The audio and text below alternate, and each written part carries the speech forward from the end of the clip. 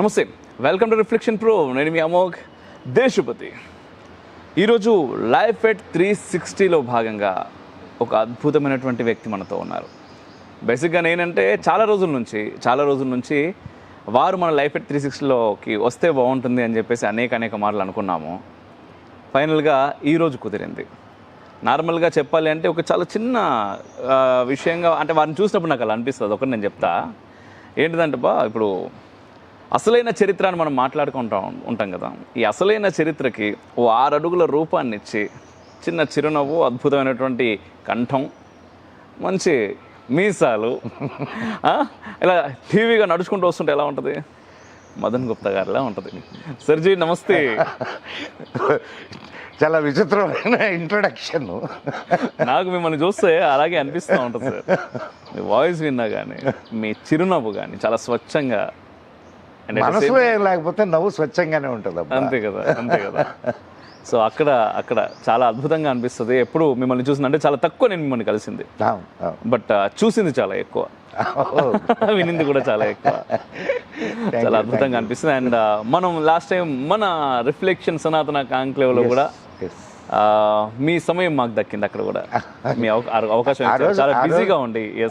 యాక్చువల్గా ఆ రోజు నిజామాబాద్ నుంచి అవును త్వరగా అక్కడ కార్యక్రమం ముగించుకొని నేను నీ దీనికోసం ఇంటికి కూడా నేరుగా అక్కడ దిగి. అవునవును, ఆ రోజు ఏం తినలేదు కూడా, మీరు తినకుండా డైరెక్ట్గా వచ్చేసారు. లేట్ నైట్ అవుతుంది, ఆకలి అవుతుందని వెళ్ళిపోయా. అప్పటికి స్టేజ్ పైకి వచ్చి మీ అమూల్యమైనటువంటి మాటలని మా అందరి కోసం. అయ్యో, మా అందరి కోసం ఏందా, అది మనది, శుభ కార్యక్రమం మనది. అద్భుతం సార్. అయితే లైఫ్ ఎట్ 360లో భాగంగా మిమ్మల్ని ఎప్పటి నుంచో అనుకుంటున్నాను నేను ఇన్వైట్ చేయాలని. అండ్ చాలా సందర్భాల్లో అనుకున్నాం కూడా, సార్ ఒకసారి వస్తే బాగుంటుంది. నేను కూడా చాలా రోజుల నుంచి అమోఘ్తో కలిసి చేయాలని మా అదృష్టం అది. అండ్ ఫైనల్గా ఈరోజు ఆ అదృష్టం దక్కేసింది వాళ్ళందరికీ కూడా. సో సార్, ఎన్నో ప్రశ్నలు, ఎన్నో అడగాలి, ఎన్నో మాట్లాడాలి, ఎన్నో చేయాలి అనే తపన నుంచి పుట్టిందే రిఫ్లెక్షన్. అండ్ ఈరోజు ఎట్ ది సేమ్ టైం మీ ప్రోగ్రాంలో మిమ్మల్ని కూడా చాలా అడగాలి. అండ్ మాకు మార్గ నిర్దేశకము కావాలి ఏం చేయాలి అని. ఎందుకంటే చాలా కనిపిస్తూ ఉన్నాయి, చేయాల్సిన పనులు కూడా చాలా మిగిలి ఉన్నాయి. చాలా ఉన్నాయి. ఇప్పుడు మనిషి జీవితం చాలా చిన్నది. ఇప్పుడు అందుకే వివేకానందుడు ఏం చెప్తాడంటే, life is small, give it up to a great cause అంటాడు. జీవితం చిన్నది, ఒక గొప్ప కార్యం కోసం వినియోగించు అంటాడు. సో అట్లా మనం ఎంత చేసినా, అయితే ఇంకొకటి కూడా ఉంది, నువ్వు ఎంత వర్క్ చేస్తావో అంత బాధ్యతలు కూడా అప్పచెప్పబడతాయి నీకు. ఖచ్చితంగా నిజం. కాబట్టి అంటే నిర్వహించేవాడికే బరువు బాధ్యతలు ఉంటాయి, అంతే కదా, మామూలు వాడికి ఎందుకు ఉంటాయి. ఏ సార్, అయితే ఇప్పుడు మదన్ గుప్తా గారి గురించి మేము చాలా విషయాలు తెలుసుకోవాలి, వారికి చాలా విషయాలు చెప్పాలి. మదన్ గుప్తా గారి గురించి తెలుసుకోవడానికి ఏం లేదు, he's a common man. Okay, ఖచ్చితంగా మేము తెలుసుకునే ప్రయత్నం చేస్తాం కొంతమేర. తప్పకుండా. అయితే దానికంటే ముందు ఫస్ట్ ఒక ప్రశ్న సార్, దాంతో మనం ఇంటర్వ్యూ స్టార్ట్ చేద్దాం. మతము, ధర్మము, కులము, వీటి మధ్య ఉండేటటువంటి సారూప్యత, అట్ ద సేమ్ టైం వీటిని మనం ఇప్పుడు ఎలా వాడుకుంటున్నాం, అసలు ఎందుకోసం వచ్చాయి ఇవి? ఇక్కడ నీకు ఒక చిన్న విరోధాభాసం ఉన్నది. ఎస్, ఏంటంటే మతము ధర్మము వేరు, కులము వేరు. కులము వీటికి సంబంధించింది కాదు. అండ్ ధర్మము అనేది ఒక విస్తృతమైనటువంటి వ్యాపకత ఉన్నటువంటి విషయం. ఎస్, మతము అనేది ఒక అంటే ధర్మము అనే పెద్ద దీంట్లో మతము అనే ఒకటి చిన్న పార్ట్. మతము అనేదానికి ఒక దేవుడు ఉంటాడు, ఒక సిద్ధాంతము, లేకపోతే ఒక పుస్తకం.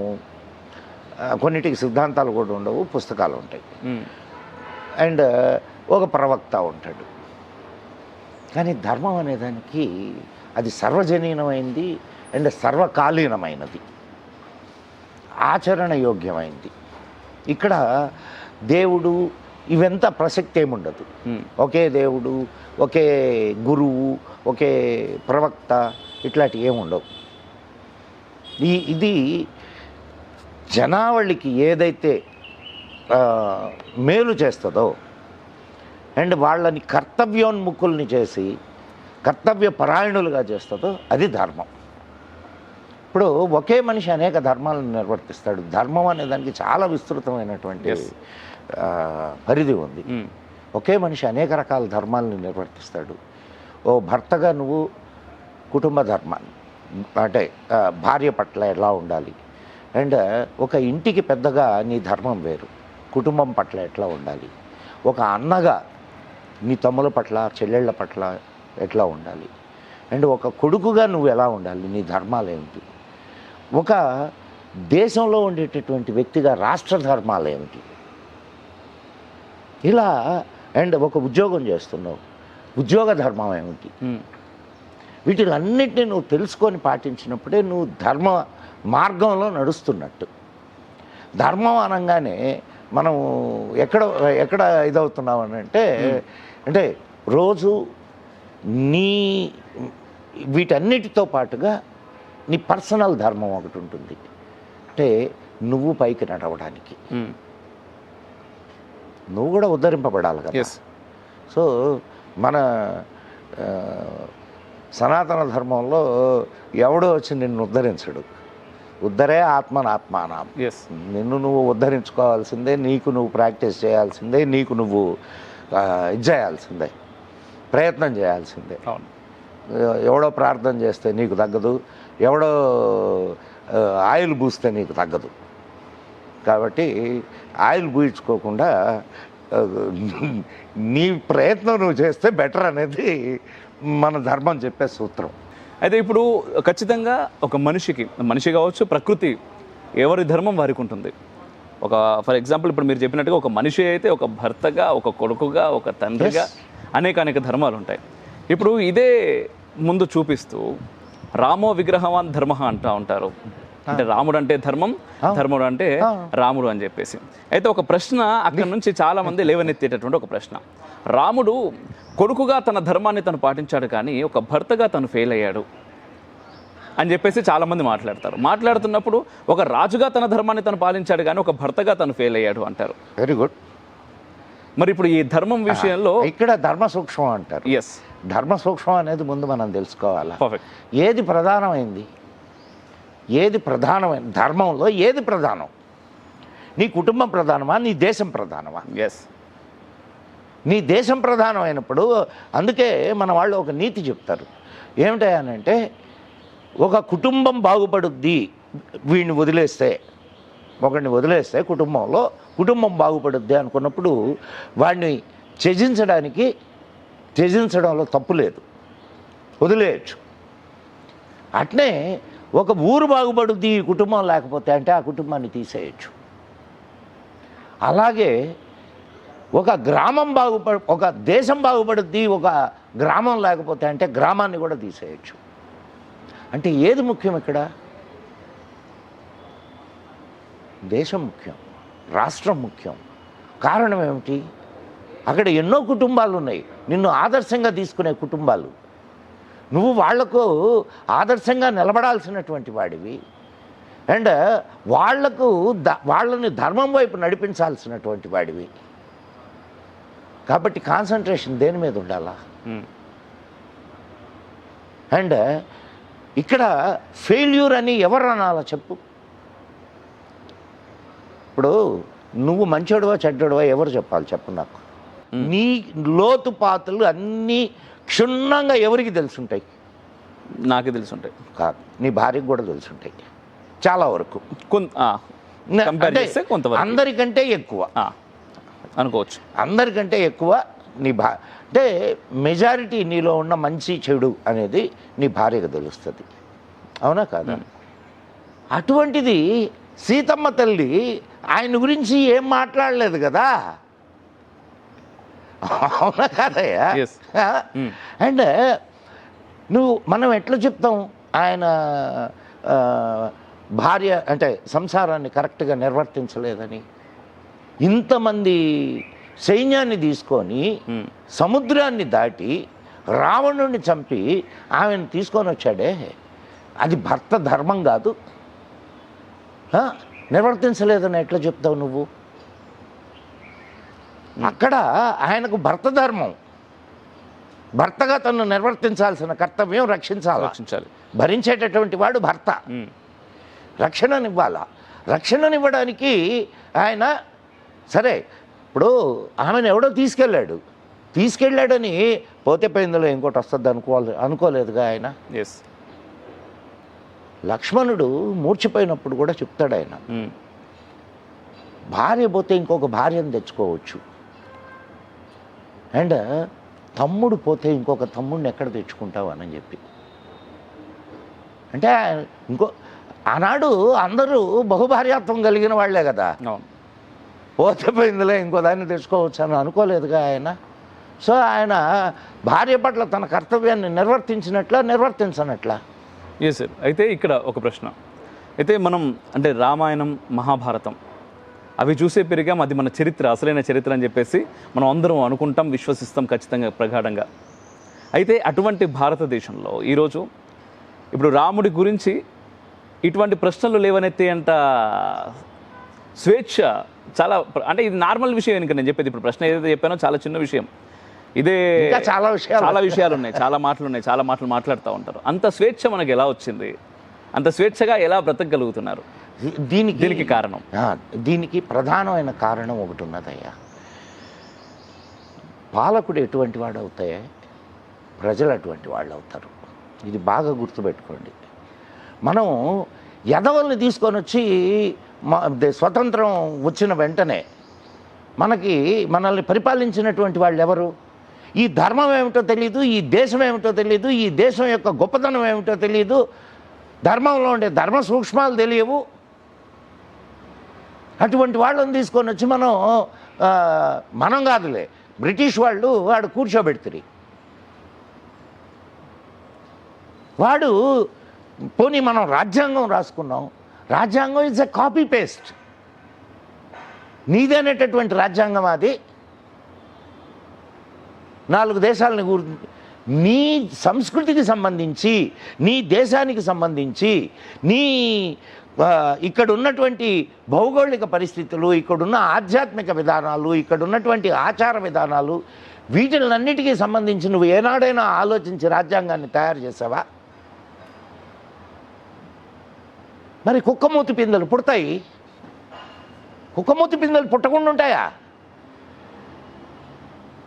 ఇప్పుడు కుక్కమూతి పిందెలు పుట్టినవి, వాటి చేదు ఫలాలని అనుభవిస్తున్నాం. ఎస్. ఇప్పుడు వామపక్ష భావజాలంతో నడిచినటువంటి రాజకీయం సార్, పూర్తిగా ఓపెన్గా చెప్పాలి అంటే, అటు నుంచి ఈరోజు హిందుత్వం వైపు అడుగులు పడుతున్నాయి అనుకోవచ్చా? ఇది ఎంతవరకు ముందుకెళ్తుంది అనుకోవచ్చు? బేసిక్ సిద్ధాంతం ప్లీజ్. అండ్ ఇంకొక చిన్న ఇది అందరూ మర్చిపోయే విషయం ఏంటంటే ఇజం అది ఒక సిద్ధాంతం. అది నీ దేశానికి సరిపోతుందా?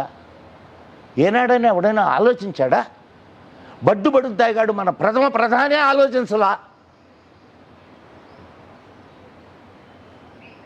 అతను కదా దానికి ఊతమిచ్చి దేశంలో ఇచ్చేసింది. ఏంటి సిద్ధాంతం? ఫస్ట్ మనం అది తెలుసుకుంటే, ఆ సిద్ధాంతాన్ని మనం అర్థం చేసుకోగలిగితే మనం అసలు విషయానికి ఇచ్చేయచ్చు. ఏమిటి సిద్ధాంతం? హెచ్చు తగ్గులు ఉండకూడదు, సమాజం నిర్మాణం కావాలా. ఎట్టవుద్దా? Is it possible? అందరూ ఒకేలా ఉంటారా? అందరికీ ఒకే ఆర్థిక విధానాన్ని నువ్వు అవలంబించగలవా? ఏ రకంగా అసలు? ఒక గేట్ కార్డు ఉండేటటువంటి వాడికి ఒక ప్రెసిడెంట్ ఆఫ్ ఇండియాకి ఒకే శాలరీని ఇస్తావా? అండ్ ఒక ఇంజనీర్, ఒక మేధావి, ఒక సామాన్యుడు, వీళ్ళిద్దరిని ఒకటేగా కట్టేయగలవా నువ్వు? సమానత్వం ఎక్కడుంది? సృష్టిలో సమానత్వం లేదు. సృష్టిలో సమానత్వం లేదు అమోఘ్. అద్భుతమైన మాట. ఎక్కడి నుంచి వస్తుంది? అండ్ నువ్వు చెప్పినటువంటి సిద్ధాంతం ఎవరికి? అది కార్ల్ మార్క్స్ చెప్పింది ఎవరికి?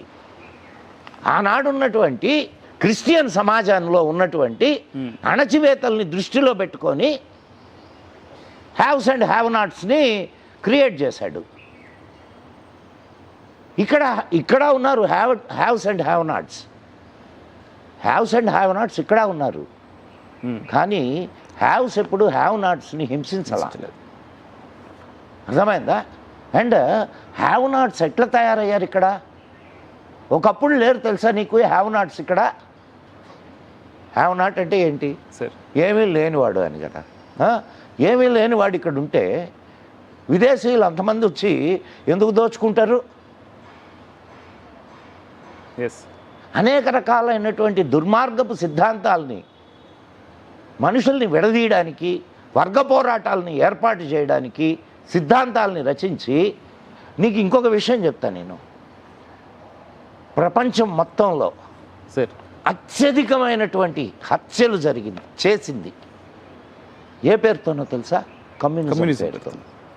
వాస్తవం. బ్లాక్ బుక్ ఆఫ్ కమ్యూనిజం అనే ఒక బుక్ ఉంది. అది ఎక్స్ కమ్యూనిస్టులు రాసింది. ఓకే, తప్పలేదు. మొత్తం వాళ్ళు ప్రపంచం మొత్తం మీద ఇప్పటి వరకు దాదాపు 11 కోట్ల మందిని చంపారు కమ్యూనిజం అనే పేరుతో. 11 కోట్ల మందిని. Can you imagine? ఏ మత యుద్ధమైనా ఇంత జరిగిందంటే క్రిస్టియన్లు కూడా అంతమందిని చంపలా, ముస్లింలు అంతమందిని చంపలా. ఇక నిజంగా మరి ప్రజల ఒక్క చైనాలో మావ్ సెటౌన్ ఎంతమందిని చంపాడో తెలుసా? 6.5 కోట్ల మందిని. ఇది నేను చెప్తుంది కాదు, బ్లాక్ బుక్ ఆఫ్ కమ్యూనిజం చెప్తుంది. చంపారని తెలుసు కానీ మరి ఇంత సంఖ్య తెలియదు సార్. నేను లక్షల్లో అనుకో. నేను చెప్పింది కాదు ఇది, వాళ్ళు ఎక్స్ కమ్యూనిస్టులు రాసిన పుస్తకం చెప్తున్నటువంటి విషయం. మరి ఏంటి సార్ వీళ్ళందరూ ఎంతసేపు మాట్లాడతారు కదా? సరే కదా, ఇంకొంచెం దీనికి వద్దాం. ఇప్పుడు కమ్యూనిస్ట్ రాజ్యాలు ఎన్ని ఉన్నాయి ప్రపంచంలో? మహా అయితే వేళ్ల మీద 4-5 మహా అయితే వేళ్ల మీద అవన్నీ. అవునా? దాంట్లో కూడా పూర్తిగా కమ్యూనిస్ట్ సిద్ధాంతాలను అనుసరిస్తున్నటువంటి ఏమున్నాయి? ఒకప్పుడు China. Can you say that China is a communist country now? పెట్టుబడిదారీ ఆర్థిక వ్యవస్థ కాదు దాంది. మరి ప్రపంచ దేశాలన్నీ అక్కడ పెట్టుబడులు పెట్టి ఇండస్ట్రీలని స్టార్ట్ చేస్తే అవునా కదా? అట్లా ప్రతి దేశంలో దాదాపుగా ప్రతి దేశంలో ఉన్నాయి. ఉత్తర కొరియాలో కావచ్చు, క్యూబాలో కావచ్చు, చైనాలో కావచ్చు. Okay, yeah. So interesting. అది డొల్లతనం, సిద్ధాంతంలో ఉండే డొల్లతనం. ఇక్కడ మరి ఇక్కడ మన అడగొచ్చు సార్, ఇక్కడ మన చాచా నెహ్రూకి ఏం నచ్చింది అంటారు దాంట్లో? కమ్యూనిజం అంత అట్రాక్ట్ అవ్వడానికి కారణం ఏంటి? ఇప్పుడు వాళ్ళకి విశృంఖలత ఉంటుంది. నీ ఇష్టం వచ్చింది తినొచ్చు, నీ ఇష్టం వచ్చింది సరిపోయింది, నీ ఇష్టం వచ్చింది దాంతో పండొచ్చు. రామచంద్ర ఏముంది, మన చారిత్రక పురుషుడు, చరిత్ర తెలిసిన విషయమే కదా. ఇంకా కాబట్టి ఎవరికైనా ఇష్టం అనిపిస్తుంది. ఇప్పుడు నీ మీద నీకు నియంత్రణ లేకపోతే నీకు ఏది నచ్చుద్ది? పబ్బులు నచ్చుతాయి, క్లబ్బులు నచ్చుతాయి ఖచ్చితంగా. అవునా కదా? అక్కడ అదే. ఓకే సార్, దీనిలో వద్దాం. కమ్యూనిజం నువ్వు సిద్ధాంతం నచ్చి ఆయన పోయాడు అనుకో. బాగా లేదు, అర్థమైంది. సిద్ధాంతంలో ఆయన కావాల్సినవి నచ్చి సిద్ధాంతాన్ని రుద్దారు, తప్పులేదు. ఓకే, దీనిలో వద్దాం సార్. ఖచ్చితంగా దీని గురించి ఇంకా చాలా మాట్లాడాలి. అయితే మనం ఫస్ట్ అడిగినటువంటి ప్రశ్నలో భాగంగా చతుర్వర్ణాలు అండ్ వర్ణము, కులం, ఇది కరెక్ట్. దీనిలోకి వద్దాం. ఎస్, ఇప్పుడు వర్ణం ఏంటి, కులం ఏంటి? భగవద్గీతలో కృష్ణుడు చెప్తాడు, సార్, చాతుర్వర్ణ్యం మయా సృష్టం గుణకర్మ విభాగశః తస్య కర్తారమపి మాం విద్యకర్తారం అవ్యయం. 4 వర్ణాలు నేను సృష్టించాను. అవును. అండ్ ఇప్పుడు ఇట్స్ నీకు ఒక ఉదాహరణ చెప్పాలా అని అంటే, ఒక పెద్ద సమాజం ఉంది. అందరూ ఒకేలా ఉంటారా? ఉండరు. సో ఒక్కొక్కరికి ఒక్కొక్క ఆలోచన విధానం ఉంటుంది, ఒక్కొక్క స్కిల్ ఉంటుంది. అవును. సో ఆ స్కిల్ని బట్టి, ఆ ఆలోచన విధానాన్ని బట్టి వర్గాలుగా విభజించారు సమాజాన్ని. దాంట్లో ఇంటలెక్చువల్ కమ్యూనిటీ ఏదైతే ఉంటుందో దాన్ని బ్రాహ్మణుడు అన్నారు. అండ్ సమాజాన్ని రక్షించడానికి నీకు ఒక వ్యవస్థ కావాలిగా, ఎస్, దాన్ని క్షత్రియ అన్నారు. ఇక్కడ ప్రొడక్షన్ అండ్ డిస్ట్రిబ్యూషన్ ఈ రెండు కావాలిగా. ఈ ప్రొడక్షన్ అండ్ డిస్ట్రిబ్యూషన్ చేసేటటువంటి దాన్ని వైశ్య అన్నారు. ప్రొడక్షన్ ఏదైనా కావచ్చు, for your kind information. Okay okay. మళ్ళా ఇక్కడ అండ్ ఈ పై మూడు, ఇప్పుడు దేనికైనా నీకు స్కిల్ కావాలి కదయ్యా. ఇప్పుడు నువ్వు ఒక క్షత్రియుడి కావాలంటే రాజ్యపాలన గురించి నేర్చుకోవాలా, లేకపోతే శారీరక ఆరోగ్యం ఉండాలా, అండ్ నువ్వు కత్తి సాము, కర్ర సాము, లేకపోతే అంటే ఇప్పుడు ఉండే నేర్చుకోవాలి నువ్వు. అండ్ ఒక వైశ్యుడి కావాలి అని అంటే వ్యాపారం నేర్చుకోవాలా, వ్యవసాయం నేర్చుకోవాలా, పశుపోషణ నేర్చుకోవాలా. ఒక బ్రాహ్మణుడి కావాలంటే శాస్త్రాలన్నీ అధ్యయనం చేయాలా. అవునా? అవును. ఇవన్నిటి మీద నీకు ఇంట్రెస్ట్ లేదు, నువ్వేం చేయగలవు? వీటి ఏట్ల మీద ఇంట్రెస్ట్ లేదు. ఇవన్నీ సమాజానికి రిలేటెడే కదా. అవును అవును, నిజం. వీటి వేటి మీద నీకు ఇంట్రెస్ట్ లేదు, నీకు చదువు అబ్బలేదు, విద్య అబ్బలేదు, ఏదైనా విద్య, ఏ విద్య అబ్బలేదు, ఏం చేయగలవు నువ్వు? ఈ ముగ్గురులో ఈ ముగ్గురికి సహాయం చేస్తూ ఉండగలవు పని, వాళ్ళని శూద్రులు అన్నారు. ఇక్కడ ఒకటి ఎక్కువ ఒకటి తక్కువ అని చెప్పలేదు. వాళ్ళు చెప్తుంటారు, బ్రాహ్మణో శమకమాసేద్ బాహూరాజన్య కృత ఊరు తదస్య యద్వైశ్య ప్రజ్ఞాగం శూద్రో అజాయత. పాదాలు శూద్రులు కాబట్టి వాళ్ళు నీచులు, వాళ్ళ డెఫినేషన్. నువ్వు ఎవడికి దండం పెడతావా? దండం పెట్టేటప్పుడు ఎవడికి, దేవుడికి దండం పెట్టేటప్పుడు ఎక్కడ దండం పెడతావు? పాదాలకు దండం పెడతావా, తలక దండం పెడతావా? వాళ్ళ ఉద్దేశం ప్రకారం తలకాయకే పెడతారు. అండ్ ఇంకొకటి అక్కడ నీకు దానికి ముందు ప్రశ్న ఉంది సార్. ఇది పురుష సూక్తంలో దాని ముందు ప్రశ్న ఉంది. అసలు ఈ సమాజం నీకు ఎలా కనిపిస్తుంది అని అంటే దానికి సమాధానంగా ఇది చెప్తాడు. మరి అటువంటప్పుడు అంటే ఈ సమాజం అనేటటువంటి విరాట్ స్వరూపుడు, ముఖం బ్రాహ్మణుడిలాగా, భుజాలు క్షత్రియుడిలాగా, ఊరువులు వైశ్యుడిలాగా, పాదాలు శూద్రుల్లాగా. అయ్యా, పాదాలు లేకపోతే సమాజం నడుస్తుందా? సమాజం నిలబడుతుంది first. So everybody has equal right. మనకు రాజ్యాంగంలో ఉన్నది కదా, మన హక్కుల గురించి మాత్రం మాట్లాడుతాం, మనకుండే బాధ్యతల గురించి మాట్లాడతాం. అట్లా ఇక్కడ ఈ 4 వర్ణాలకు కూడా పర్టికులర్ బాధ్యతలు ఉన్నాయి, హక్కులు ఉన్నాయి. నువ్వు మనధర్మశాస్త్రం చదివితే దాంట్లో శూద్రుల్ని ఎలా వర్ణించారో తెలిస్తే నువ్వు ఆశ్చర్యపోతావు. వాళ్ళకి ఎంత ఇవ్వాలా, ఎట్లా ఇవ్వాలా, ముందు వాళ్లకు తిండి పెట్టి భోంచేయమన్నాడు యజమానిని. ఇప్పుడు అది వర్ణము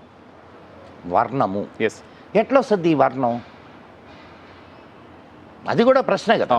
ఇప్పుడు మనం 4 ఉన్నాం ఇక్కడ, 4లో 4 ఒకే కుటుంబం ఉంది. ఒక కుటుంబంలో 4 రకాల వర్ణాల వాళ్ళు ఉండొచ్చు. ఆ బ్రాడ్ పర్స్పెక్టివ్ అనేది ఎందుకు మిస్ అయింది సార్? బికాస్ దాని సిస్టమ్ అనేది తెలియకపోవడం అండ్ అనేక రకాల ఇంటర్ప్రిటేషన్స్, అనేక రకాల సమాజం. ఎందుకంటే ఇక్కడ జన్మతః మాత్రమే చూడే ఒక్క ఇది ఈరోజు వచ్చినటువంటి ధర్మం కాదు, అనంతకాలం నుంచి వస్తున్నటువంటి ధర్మం. కంటిన్యూగా ప్రవహిస్తున్నటువంటి ఇది కొన్ని మురుగు కాలువలు చేరుతాయి దాంట్లో. అయితే నీ ధర్మంలో ఉన్న గొప్పతనం ఏంటంటే మురుగును తొలగించుకొని పరిశుద్ధం చేసుకొని మళ్ళా ముందుకు నడుస్తూ ఉంటుంది నీ ధర్మం. అది నీ ధర్మం యొక్క గొప్పతనం. కాబట్టే అది ఇంకా బతికుంది ఇన్ని వేల సంవత్సరాల నుంచి. ఇప్పుడు నీకు ఒక చిన్న ఇది చెప్తాయి సార్, అంటే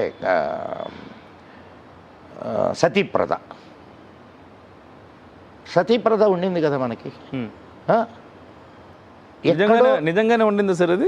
అంత ఇప్పుడు విన్నంతగా వీళ్ళన్నీ ఇప్పుడు ఒక్క సంఘటన జరిగిందనుకో అది మొత్తానికి బూస్టప్ చేసి చెప్తారు. అది కాదు. ఇప్పుడు ఉండింది, ఎట్లా ఉండింది అనేది చెప్తాను నేను. అది తర్వాత ఎట్లా తయారైంది అనేది కూడా చెప్తాను ప్లీజ్. ఇప్పుడు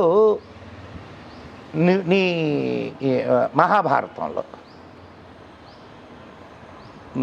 పాండురాజుకి కుంతి మాద్రి ఇద్దరున్నారు. మాద్రి ఏమంటది, అక్క నువ్వు పిల్లల్ని చూసుకో, నేను సహగమనం చేస్తాను అంటది. ఆమెను ఎవరైనా బలవంత పెట్టారా? ఆమె స్వయంగా తన భర్త లేడు అనేది భరించలేనటువంటి స్త్రీ. అంత ప్రేమలుండే, ఇప్పుడు అంత ప్రేమలు ఏడిస్తే కదా చంపుతున్నారు సార్. రోజుకో వార్త. అదే మరి సో అది అలా భర్త మీద ప్రేమతో భర్తను వదిలి ఉండలేక తను సహగమనం చేసేటటువంటి సిస్టమ్ ఇక్కడ ఉండింది. ఆ తర్వాత రోజుల్లో అదేమైంది, ఎట్లా అయింది, ఈ ఉంటారు కదా, రే నా పెళ్ళానికి నా మీద చాలా ప్రేమరా, ఒకవేళ అది నేను చస్తే అది చావడానికి భయపడి ఇదవుతుంది, కానీ నా మీద ప్రేమ ఉంది, దాన్ని కూడా కట్టిన మంటల్లో వేయండి రా, ఈ స్థితికి వచ్చింది. అంటే ఒక అద్భుతమైనటువంటి ఆలోచన, ప్రేమకు చిహ్నమైన ఆలోచన ఎక్కడి దాకా దిగజారింది, మనిషిని చంపేదాకా దిగజారింది. అండ్ ఇంకొకటి, ఆనాటి కాలంలో ఇట్లా సహగమనం చేసినటువంటి వాళ్ళని దేవతల్లాగా పూజించేవాళ్ళు. తెలుసా మీకు? ఈనాటికి గుళ్ళున్నాయి, ఈనాటికి గుళ్ళున్నాయ్యా. మీకు నువ్వు నర్రవాడ పేరున్నావా? నర్రవాడ నెల్లూరు జిల్లాలో ఉంది. నర్రవాడ, అక్కడ వెంగమాంబ, ఇక్కడ కూడా మీకు వెంగమాంబ ట్రావెల్స్, వెంగమాంబ ఈ వ్యాపారాలు చేసుకుంటుండే. ఆ పేరు, ఆ అమ్మవారి పేరు పెట్టుకునే ఆ అమ్మవారు ఇట్లా సహగమనం చేసినటువంటి తల్లి. ఓకే. పచ్చవ వాళ్ళ ఆడబడుచు. ఈ రోజుకి వాళ్ళు తమ ఆడబడుచుని అక్కడ చాలా ఘనంగా తిరునాళ్ళు చేస్తారు. అక్కడ ఇంకొక సిస్టమ్ కూడా ఉంది. ఏంది తెలుసా? అమ్మవారి పేరుతో ఇప్పుడు నీవు వ్యాపారం చేయాలనుకుంటున్నావు, వ్యాపారం చేయాలనుకుంటే నువ్వు అమ్మవారి డబ్బు ఉంటుంది, అమ్మవారి డబ్బు నీకు ఇస్తారు, నువ్వు వ్యాపారం చేసుకోవచ్చు. మళ్ళా నెక్స్ట్ ఇయర్ నువ్వు వస్తావు కదా ఇక్కడికి, తిరునాళ్ళకి వస్తావు కదా, ఆ డబ్బు తెచ్చి అమ్మవారికి ఇచ్చేయాలి. ఆడబిడ్డ డబ్బు కదా అది. ఓ బా అద్భుతం. ఆడబిడ్డ డబ్బు కదా. అవును అవును. అట్లా నెల్లూరులో ఉన్నాయి. ఓకే. సో ఇట్లా అంటే వాళ్ళను గుళ్ళు కట్టి పూజించేవాళ్ళు. ఎంతమంది గుళ్ళు ఉన్నాయ్యా?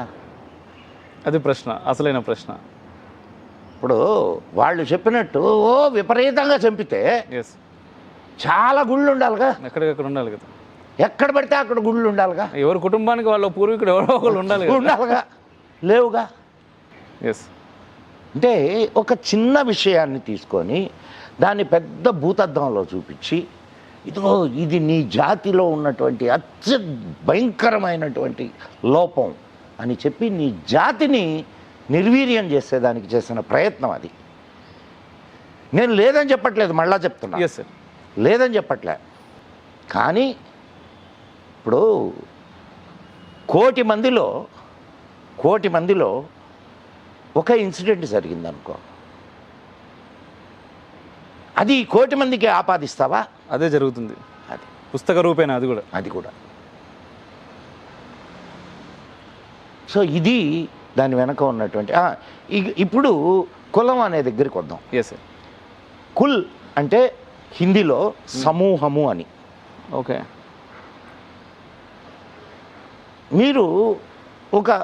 నువ్వు ఒక విద్య నేర్చుకున్నావు. Let me tell you in this way. ఒక విద్య నేర్చుకున్నావు, నువ్వు చక్కగా బట్టలు నేయగలవు. ఇదంతా కూడా ఒక హబ్. బట్టలు నేయడం అనేది ఒక హబ్. మీరు కానీ బట్టలు నేసే ఒక గ్రామానికి వెళ్తే అక్కడ దారాలు తీసేవాళ్ళు కొంతమంది ఉంటారు, అండ్ ఆ వాటిల్ని ప్రాసెస్ చేసేవాళ్ళు కొంతమంది ఉంటారు, దానికి రంగులు వేసేవాళ్ళు కొంతమంది ఉంటారు, వీటిలన్నిటినీ మళ్ళీ మగ్గం మీద ఇచ్చేసేవాళ్ళు కొంతమంది ఉంటారు, నేసేవాళ్ళు కొంతమంది ఉంటారు. సో ఇంత ప్రాసెస్ ఉంది ఇక్కడ. నువ్వు వీళ్ళంతా ఒక కులం. ఏమన్నారు వాళ్ళని? సాలెవాళ్ళు అన్నారు. అట్లా ఒక్కొక్క వృత్తిని స్వీకరించినటువంటి వాళ్ళని ఒక్కొక్క పేరుతో పిలిచారు. అయితే ఇప్పుడు తర్వాత కన్ఫ్యూజన్ ఎక్కడొచ్చిందంటే కులము అండ్ వర్ణము. అవును. ఏదో తెలియక ఇప్పుడు నేను వైశ్యున్నయ్యా, నా వృత్తి ఏంది? వ్యాపారం, వాణిజ్యం అండ్ పశుపోషణ కూడా. ఓకే. అంటే ఉత్పత్తి రంగం, ఉత్పత్తి మరియు డిస్ట్రిబ్యూషన్. ఈ పని చేసేవాడు ఎవడైనా వైశ్యుడేగా. అంతే కదా. అవును. ఇప్పుడు రైతులు, అనేక మంది రైతులు పంటలు పండిస్తున్నారుగా, ఉత్పత్తి చేస్తున్నారుగా, పశుపోషణ చేస్తున్నారుగా గొల్లలు. అవును. మరి వాళ్ళు ఎవరు? వైశ్యుల కిందకే రావాలి. వచ్చారు. నువ్వు ఒకసారి మధురగానే వెళ్తే మధురలో రాధారాణి అంటే అక్కడ బాగా ఇచ్చేస్తారు. అవును. రాధారాణి ఆమె వైశ్యుల బిడ్డ. ఆమె వైశ్యుల బిడ్డ అయినప్పుడు కృష్ణుడు యాదవుడు ఎట్టవుతాడు? అర్థమవుతుందా? అండ్ ఈనాటికి అగ్రసేన మహారాజు ఉగ్రసేనుడు. ఎవరు ఉగ్రసేనుడు? కంసుడి తండ్రి. ఆయన అగ్రసేన్ అని కూడా అంటారు. ఇక్కడ అగ్రసేన్ భవన్ కూడా ఉంది హైదరాబాద్లో. అవును, విన్నాను సార్. వాళ్ళ సంతతి వాళ్ళని అగర్వాల్స్ అంటారు. బాగుంది. అండ్ ఇంకొక తెగ ఉంది మహేశ్వరి అని. వీళ్ళంతా వాణిజ్యానికి, వ్యాపారానికి సంబంధించినటువంటి తెగలు ఇవన్నీ. ఓకే. సో వీళ్ళందరినీ నువ్వు వైశ్య అంటావా కాదంటావా? అనాలి. కానీ ఎందుకు అనలేకపోతున్నాం సార్? ఎందుకు అనలేకపోతున్నావు అంటే నీ సిస్టమ్ చెడింది. సిస్టమ్ చెడగొట్టారు. సరే, చెడిందో చెడగొట్టబడిందో ఇప్పటికీ చెడగొట్టాలని ప్రయత్నిస్తున్నారు కదా రాజకీయ లబ్ధి కోసం. వీళ్ళందరూ కలిసి ఉంటే మరి అప్పుడు కూడా ఒక కులంలో వాళ్ళని ఇంకో కులంలో పెళ్లి చేసుకొని ఇచ్చేవాళ్ళు కాదు. ఓకే. కారణం ఏంటంటే అప్పుడు పరిమితమైనటువంటి. ముఖ్యంగా దీనికంటే ముందు ఒక్క ప్రశ్న అడుగుతాను సార్. నిజంగా నాకు ఈ క్వశ్చన్ ఉంది, నేను రాసుకున్న దాంట్లో కూడా. ఇప్పుడు కులం అనగానే ఇప్పుడు ఎప్పుడైనా కూడా హిందుత్వం గురించి మనం ఎక్కడైనా మాట్లాడినా బేసిక్గా రిఫ్లెక్షన్ లాంటి ఛానల్స్, అరే మనం అందరం ఒకటే, కులాన్ని పక్కన పెట్టండి, హిందుత్వం, మనం అందరం హిందువులము, ఒక తాటిపైన నడవండి, కలిసి ఉండండి, సంఘటితం అవ్వండి అని మాట్లాడుతున్నప్పుడు దీని గురించి సపోర్ట్ చేసే వాళ్ళు మాట్లాడరు. కానీ ఎవరైతే వ్యతిరేకిస్తారో, అంటే వేరే మతాలకు సంబంధించిన కొంతమంది వ్యక్తులు పెట్టేటటువంటి ఫస్ట్ కామెంట్ ఏంటిది అంటే, అరే మీ ఇంట్లో అమ్మాయిని తీసుకెళ్ళి వేరే ఇచ్చి పెళ్లి చేయి. నేను అదే చెప్పబోతున్నా, నీకు అదే చెప్పబోతున్నా. అనే ప్రశ్న మొదటిగా వస్తుంది సార్. అంటే పెళ్లి అనేటువంటి పర్సనల్ చాయిస్ రా నాయన. నీకు అదే. Yes, exactly your right. పెళ్లికి నీ కులానికి నువ్వు లింక్ సంబంధం ఏంది? ఇప్పుడు నువ్వేదో ఆశయం కోసం నీ కూతురుని తీసుకుపోయి పనికి వాళ్ళని ఇస్తారా? కామెంట్ కావాలి అంటే అసలు దీని ఖచ్చితంగా నీకు అదే నేను అక్కడికే రాబోతున్నా. ప్లీజ్ ప్లీజ్ ఇంతకుముందు ఒక కులంలో నుంచి ఇంకో కులంలో వివాహాలు చేసుకునే దానికి అంగీకరించేవాళ్ళు కాదు. కారణం ఏంటి? ఇప్పుడు ప్రతిదానికి ఒక కారణం ఉంటుంది కదా. చిన్నప్పటి నుంచి అమ్మాయి ఈ కులంలో ఈ కుటుంబంలో ఆ ట్రెడిషన్కి అనుగుణంగా పెరిగి ఉంటుంది.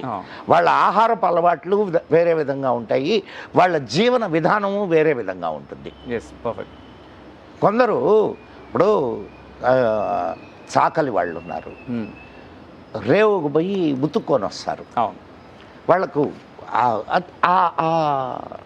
సిస్టము చిన్నప్పటి నుంచి అలవాటై ఉంటుంది. ఇదే బిడ్డ ఇంకొక వృత్తిదారుడి ఇంట్లోకి వెళ్ళింది అనుకో, అప్పుడు పరిస్థితి ఏంటి? ఆ అమ్మాయి కెన్ షీ సస్టైన్ దేర్? అవును, చాలా కష్టం, ఇబ్బంది పడుతుంది. అందుకు కుల వివాహాల్ని వద్దు అన్నది. అర్థమైందా? అండ్ ఇప్పుడు ప్రేమ వివాహాలు లేకుండా ఉన్నాయా?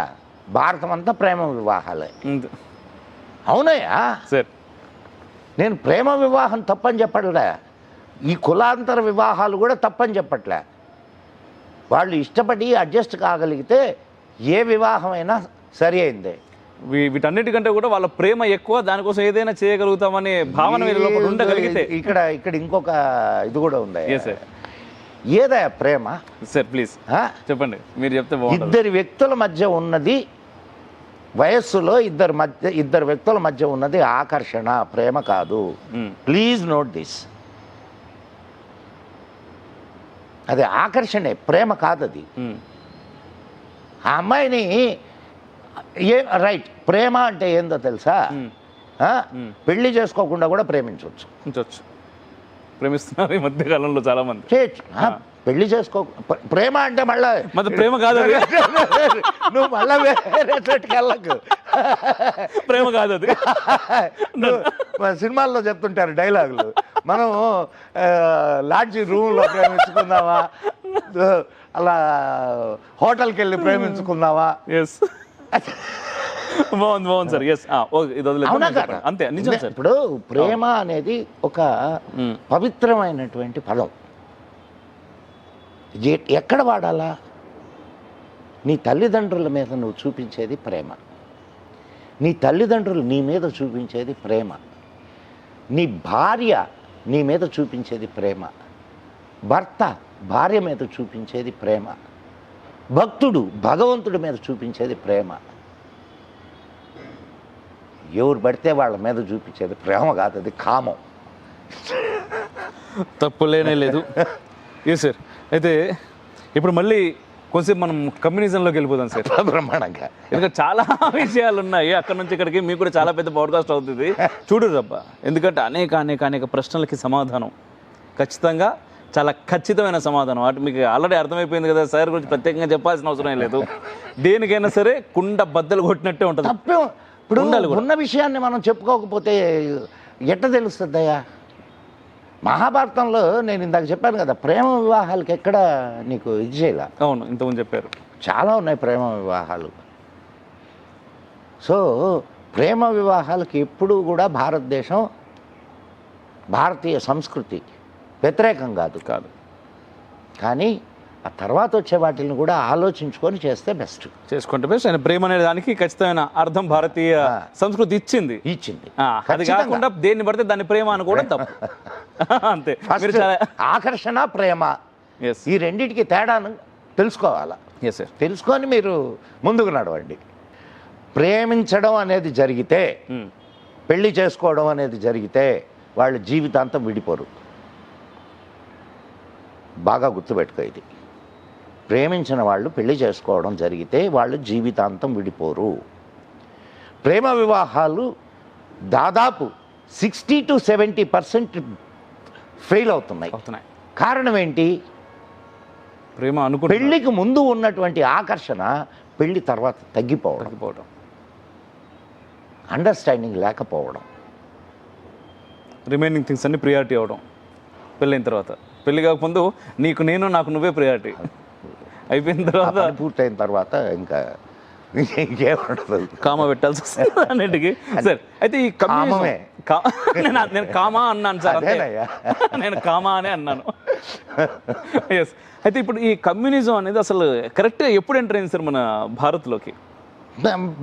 మనకు స్వాతంత్రానికి కొంచెం ముందే. కొంచెం ముందు. ఇప్పుడు క్విట్ ఇండియా ఉద్యమం దానికి ముందు. దానికి ముందు. ఎందుకంటే 1930s లో ఎంటర్ అయ్యింది. ఎందుకంటే ఈ క్విట్ ఇండియా ఉద్యమాన్ని కూడా కమ్యూనిస్టులు చాలా మంది వ్యతిరేకించారు. వాళ్ళు దేన్ని ఇది చేశారు కనుక వాళ్ళకు వాళ్ళ సిద్ధాంతం మీద వాళ్ళకే అవగాహన లేదు. అసలు ఏంటి సార్ వాళ్ళ సిద్ధాంతం? ఇప్పుడున్న సిద్ధాంతం ఇప్పుడు మీరు ఎంతకుముందు అన్నట్టుగా ప్రజలు ఎక్కడ పడితే అక్కడ గుడిసెలు వేయడం, దాంట్లో 4 గుడిసెలు ఇళ్ళు తీసుకోవడం. నీకు ఇంకొక విషయం చెప్పమంటావా? ఈ దేశంలో నువ్వు జాగ్రత్తగా, అంటే ఇప్పుడు ఉందో లేదో మరి నాకు తెలియదు, కానీ ఇంతకుముందు వడ్డీ వ్యాపారస్తులందరూ వీళ్ళే. ఓకే. తండలు అంటారు, తెలుసు కదా? అవును. అంటే 10 రూపాయలు వడ్డీ ఉంటుంది. అవును. ఆ తండల వ్యాపారస్తులందరూ వీళ్ళే ఉండేవాళ్ళు. మేము చాలా దగ్గర నుంచి చూసిన వాళ్ళం వాళ్ళని. అందుకే మిమ్మల్ని అడుగుతున్నాను. అందుకే చెప్తున్నా.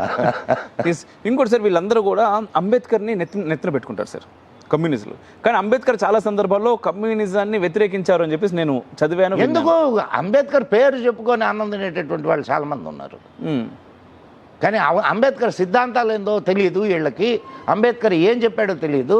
అంబేద్కర్ నిజంగా చెప్పినటువంటి విషయాలు ఒక్కటి చెప్పడు.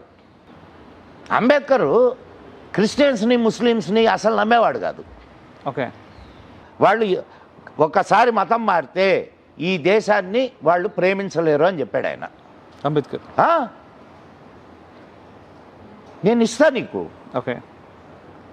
అండ్ ఇంకొకటి, ఈ మన దేశ విభజనప్పుడు కూడా ఆఖరి ముస్లిం భారతదేశం వదిలి వెళ్ళేంత వరకు, ఆఖరి హిందూ భారతదేశానికి వచ్చేంత వరకు విభజన పూర్తయినట్టు కాదు అని అన్నాడు. మాట్లాడమని ఈ విషయాన్ని కమ్యూనిస్టులు మాట్లాడమను, రేషనలిస్టులను మాట్లాడమను, అంబేద్కర్ పేరు చెప్పి. అంబేద్కర్ పేరు మాత్రమే చెప్తారు, ఈ మాటలు మాట్లాడరు. ఏం మాట్లాడరు. ఎస్. అంబేద్కర్ పేరు చెప్పుకొని రోజు అంటే ఆ పేరు మీద ఆటలాడేటటువంటి జనాలు వీళ్ళు. ఎన్ని విషయాలు చెప్పున్నాడు. నేను ఇస్తా. హిందువులను అనలేదని చెప్పను నేను. హిందువుల్లో ఉండేటటువంటి దీనివల్లనే ఆయన హిందుత్వానికి దూరం అయ్యాడు. కానీ హిందుత్వానికి దూరం అయ్యి ఈ ధర్మంలో నుంచి వచ్చినటువంటి బౌద్ధాన్నే స్వీకరించాడు తప్ప. ఇప్పుడు బౌద్ధం అనగానే మళ్ళీ ఈ ధర్మం నుంచి వచ్చినటువంటి బౌద్ధం అంటున్నారు కదా. అసలు బౌద్ధం అనేది పూర్తిగా వేరు, హిందుత్వం వేరు. హిందుత్వానికి వ్యతిరేకంగా బౌద్ధం అనేది బయటకు వచ్చింది. And at the same time బౌద్ధ వ్యతిరేకంగా అని బుద్ధుడు కూడా చెప్పలేదు. ఒక ప్రశ్న సార్, ఇది అయిపోయిన తర్వాత మీరు చెప్పాలి. ఎందుకంటే ఈ మధ్య కాలంలో చాలా మంది, అంటే యూట్యూబర్లు, ఇన్ఫ్లుయెన్సర్లు, కొంతమంది వీడియోలు అంటే సెల్ ఫోన్లు పట్టుకొని ప్రతి దేవాలయం దగ్గరికి వెళ్ళి, అది రామాలయం కావచ్చు, శివాలయం కావచ్చు, ఇక్కడ ఇది బౌద్ధాలయం, దీన్ని మీరు వచ్చేసి లాక్కున్నారు, అది చేశారు, ఇది చేశారని మాట్లాడుతున్నారు. వీటన్నిటికీ ఒక సమాధానం కావాలి. నేను ఒక్కటే సమాధానం చెప్పి, ఇప్పుడు బాబ్రీ మసీదు, రామాలయం కూల్చి మనం వాళ్ళు మసీదు కట్టారు అనేది నిరూపించాం కదా. ఎస్, నిరూపించాం మనం ఖచ్చితంగా, సందేహం లేకుండా. వీళ్ళు ఏ దేవాలయాన్ని, బౌద్ధారామాన్ని కూల్చి దేవాలయం కట్టారని అంటున్నారో అది నిరూపించమనండి.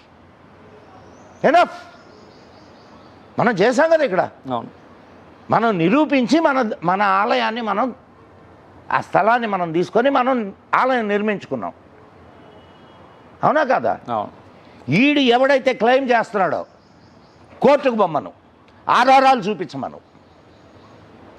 కోర్టు అడిగితే అపాయింట్ చేస్తుంది కదా. ఇది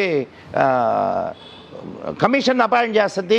అండ్ వీళ్ళందరూ పురాతత్వ శాస్త్రవేత్తలు పరిశోధించవచ్చుగా. పరిశోధించమను. అడ్డమైన నోరుంది కదా అని అడ్డమైన కూతలు కూస్తే ఇట్టే ఉంటుంది. ఛాలెంజ్ చేస్తున్నా. వాడెవడో అదే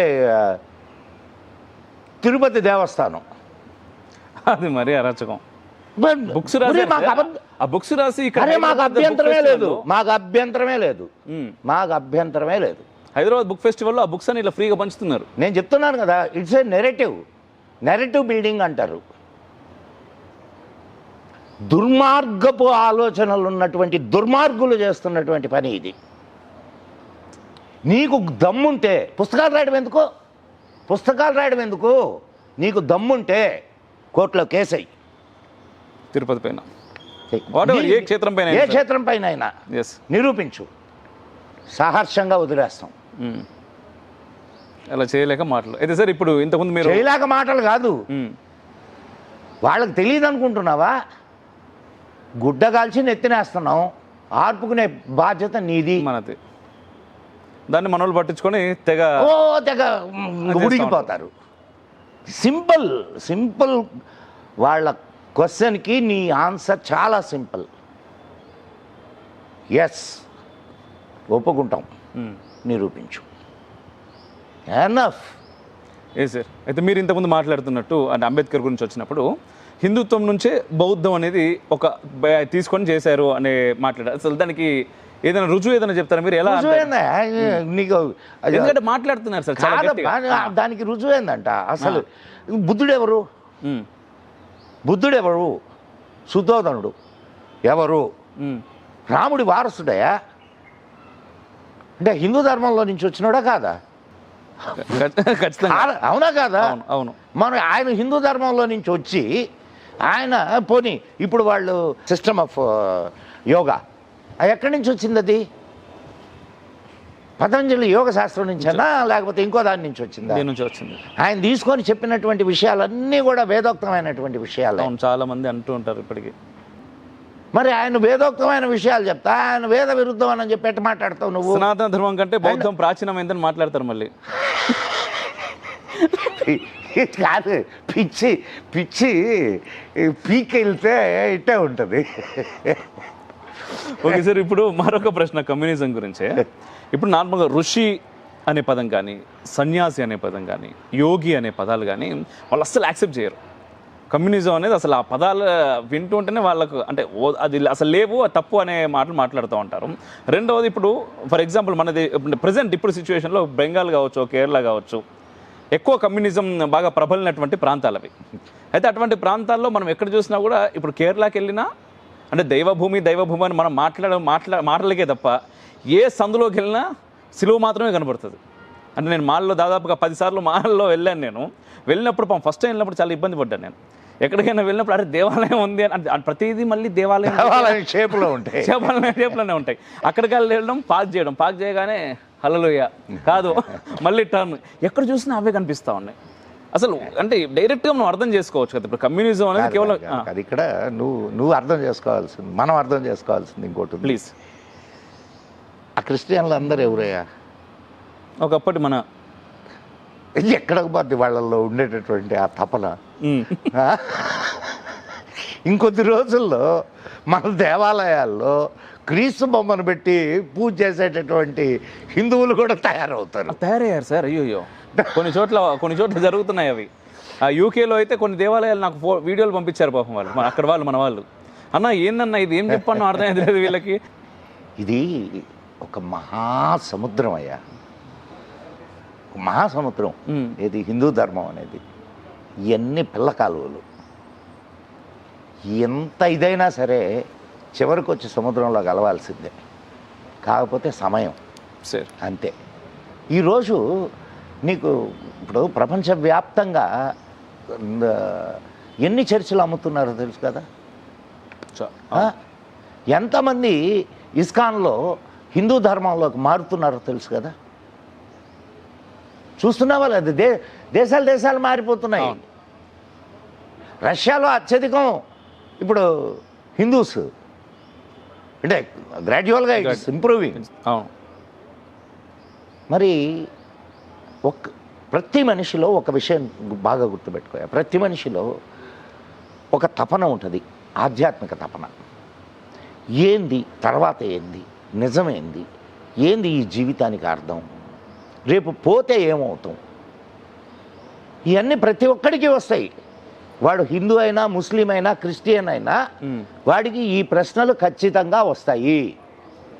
ఆ ప్రశ్నలకు సమాధానం చెప్పడానికి వాళ్ళ మతాలు ప్రయత్నించినాయి, ఆయా మతాలు ప్రయత్నించినాయి. ఏ మతాలైనా ఆ మతాలు ప్రయత్నించినాయి. ప్రయత్నించి సఫలం కాలప్పుడు మళ్ళా అన్వేషణ మొదలవుద్ది. ఆ అన్వేషణ మొదలైనప్పుడు ఏది నిజమైనదో, ఏది నిజాన్ని గ్రహించడానికి నీకు అవకాశం ఇస్తుందో దానివైపు మళ్ళుతారు జనాలు.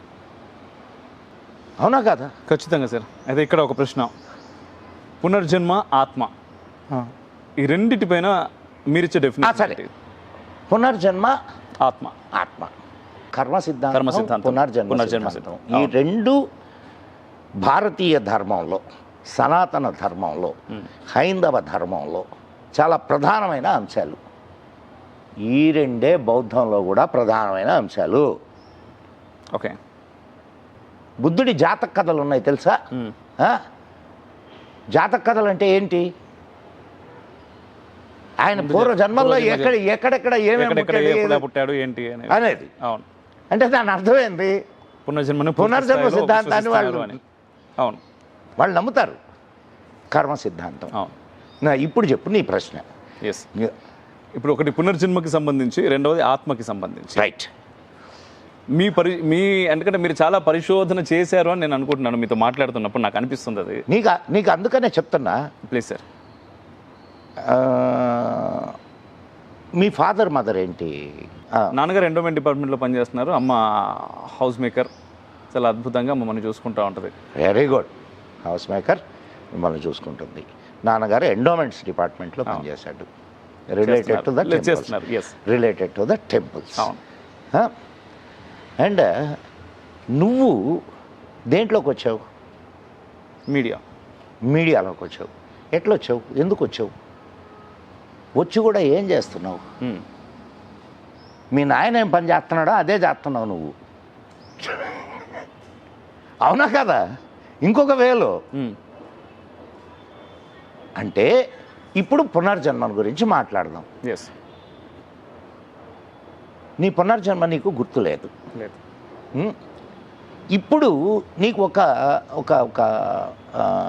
ఇప్పుడు ప్రజెంట్ ఉన్నటువంటి ఇన్సిడెంట్ నీకు ఇస్తా, నువ్వు వెరిఫై చేసుకోవచ్చు.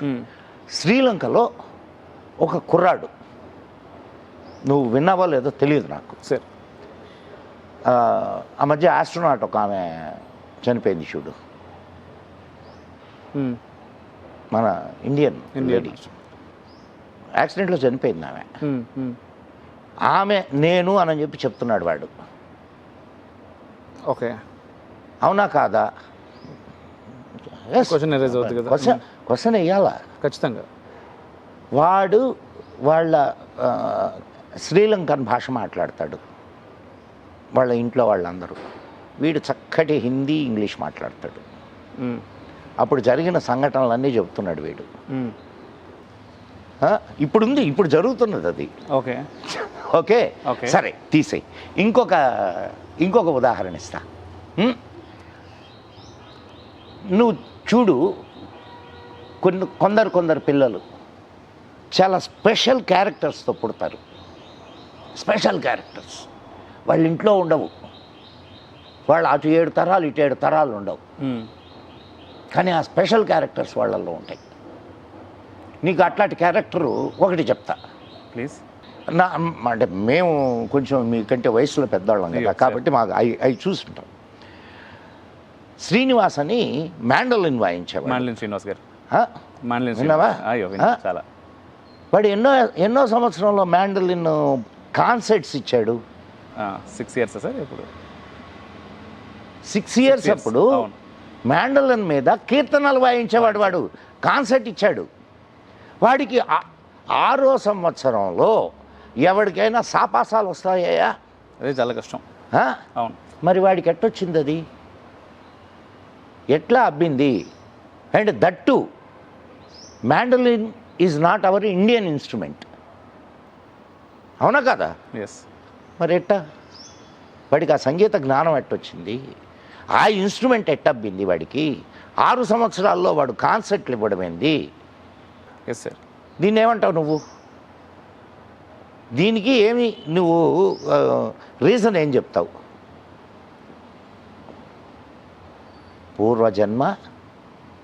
కర్మ. Carry forward. ఖచ్చితంగా. అవునా కదా? అవును.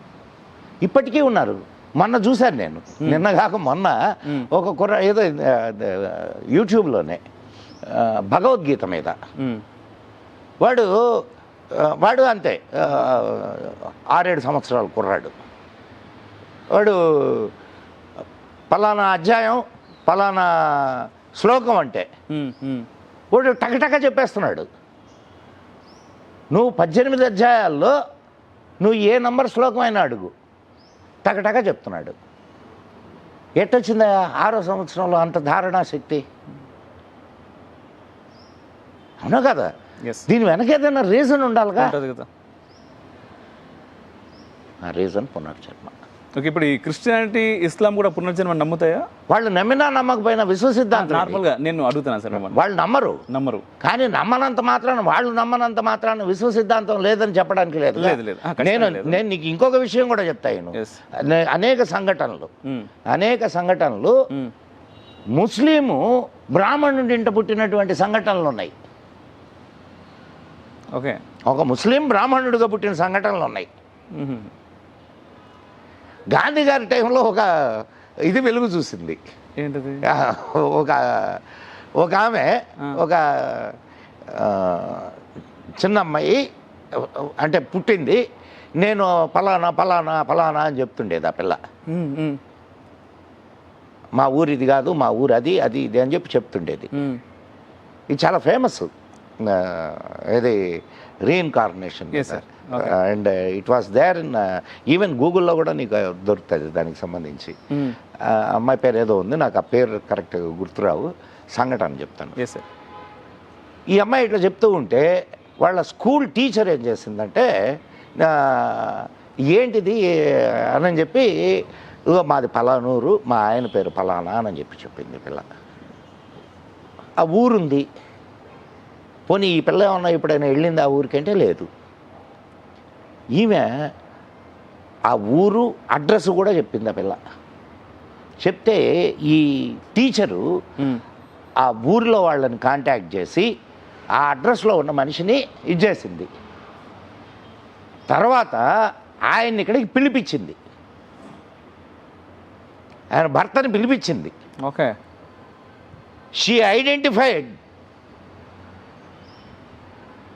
అండ్ వాళ్ళ లైఫ్లో జరిగిన సంఘటనలన్నీ చెప్పింది ఆ పిల్ల.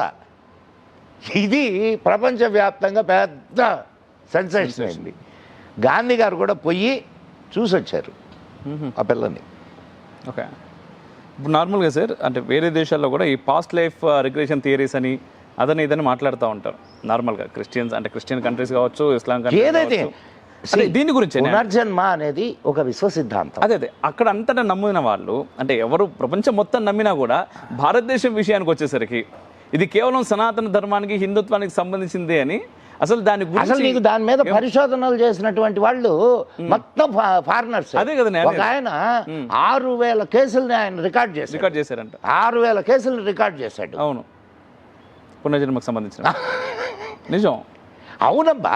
ఇప్పుడు ఒకటి ఇట్స్ యూనివర్సల్ ట్రూత్.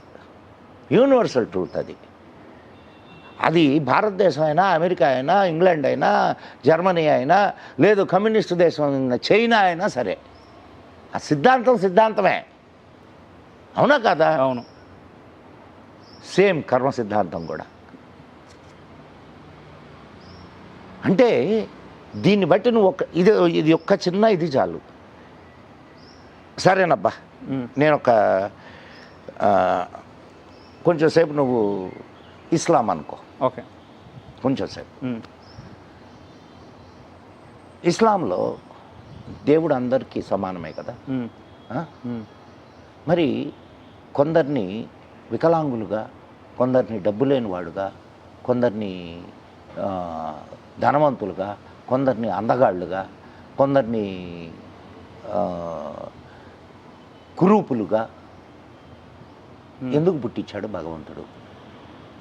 ఇంకొక ప్రశ్న యాడ్ చేస్తాను నేను దీంట్లో. నాది నేనే చెప్పు. అంటే ఒకే జీవితం ఒకే దేవుడు అనుకున్న వాళ్ళు, నేను అందుకే అడుగుతున్నది, కొంతమందిని స్వర్గానికి అంటే వాళ్ళు అనుకునే స్వర్గానికి ఎందుకు పంపుతారు, మిగిలిన వాళ్ళని ఎక్కడికి తీసుకెళ్తారు? అరే ఎక్కడికైనా పోనీ కానీ ఇస్లాంకు నేను కూడా ఇస్తున్న ప్రశ్న చచ్చిన దానికి ప్రశ్న, చచ్చిన తర్వాత ప్రశ్న అది. ముందు పుట్టిన ప్రశ్నకి చెప్పమను. ఏమన్నా ఉందా దానికి సమాధానం చెప్పగలరా? క్రిస్టియానిటీలో కానీ ఇస్లాంలో కానీ there is no answer for that. Okay, but there is an answer in Sanatana Dharma, that is పునర్జన్మ, కర్మ. వాడి కర్మ వల్ల వాడట్ట పుట్టాడు, సరిపోతుంది. కానీ దేవుడు అట్టు పుట్టించాడు అనేదానికి దేవుడికి వీడి మీద ఎందుకు అంత కక్ష? ఒకే జన్మ కదా ఉండేది. అవును, అంతే సార్. సో అక్కడ దొరకని సమాధానాలు, ప్రశ్నలకు దొరకని సమాధానాలు ఇక్కడ అద్భుతమైన రీజన్స్తో సహా ఇచ్చున్నారు. నువ్వు కొంచెం మన ఆధ్యాత్మిక ధర్మం, మన సనాతన ధర్మం యొక్క మూలాల్లోకి కానీ వెళితే ప్రతి ప్రశ్నకి నీకు సమాధానం దొరుకుతుంది. అందుకనే మన శాస్త్రాలన్నీ కూడా ప్రశ్నలతోనే మొదలవుతాయి. నువ్వు చూడు, ప్రతి శాస్త్రం ఫస్ట్ ప్రశ్నతోనే మొదలవుద్ది. దాంట్లో నువ్వు ప్రశ్నించకూడదు నాన్న, అంటారు. ప్రశ్నిస్తే నీకు సాతాను పట్టినట్టు.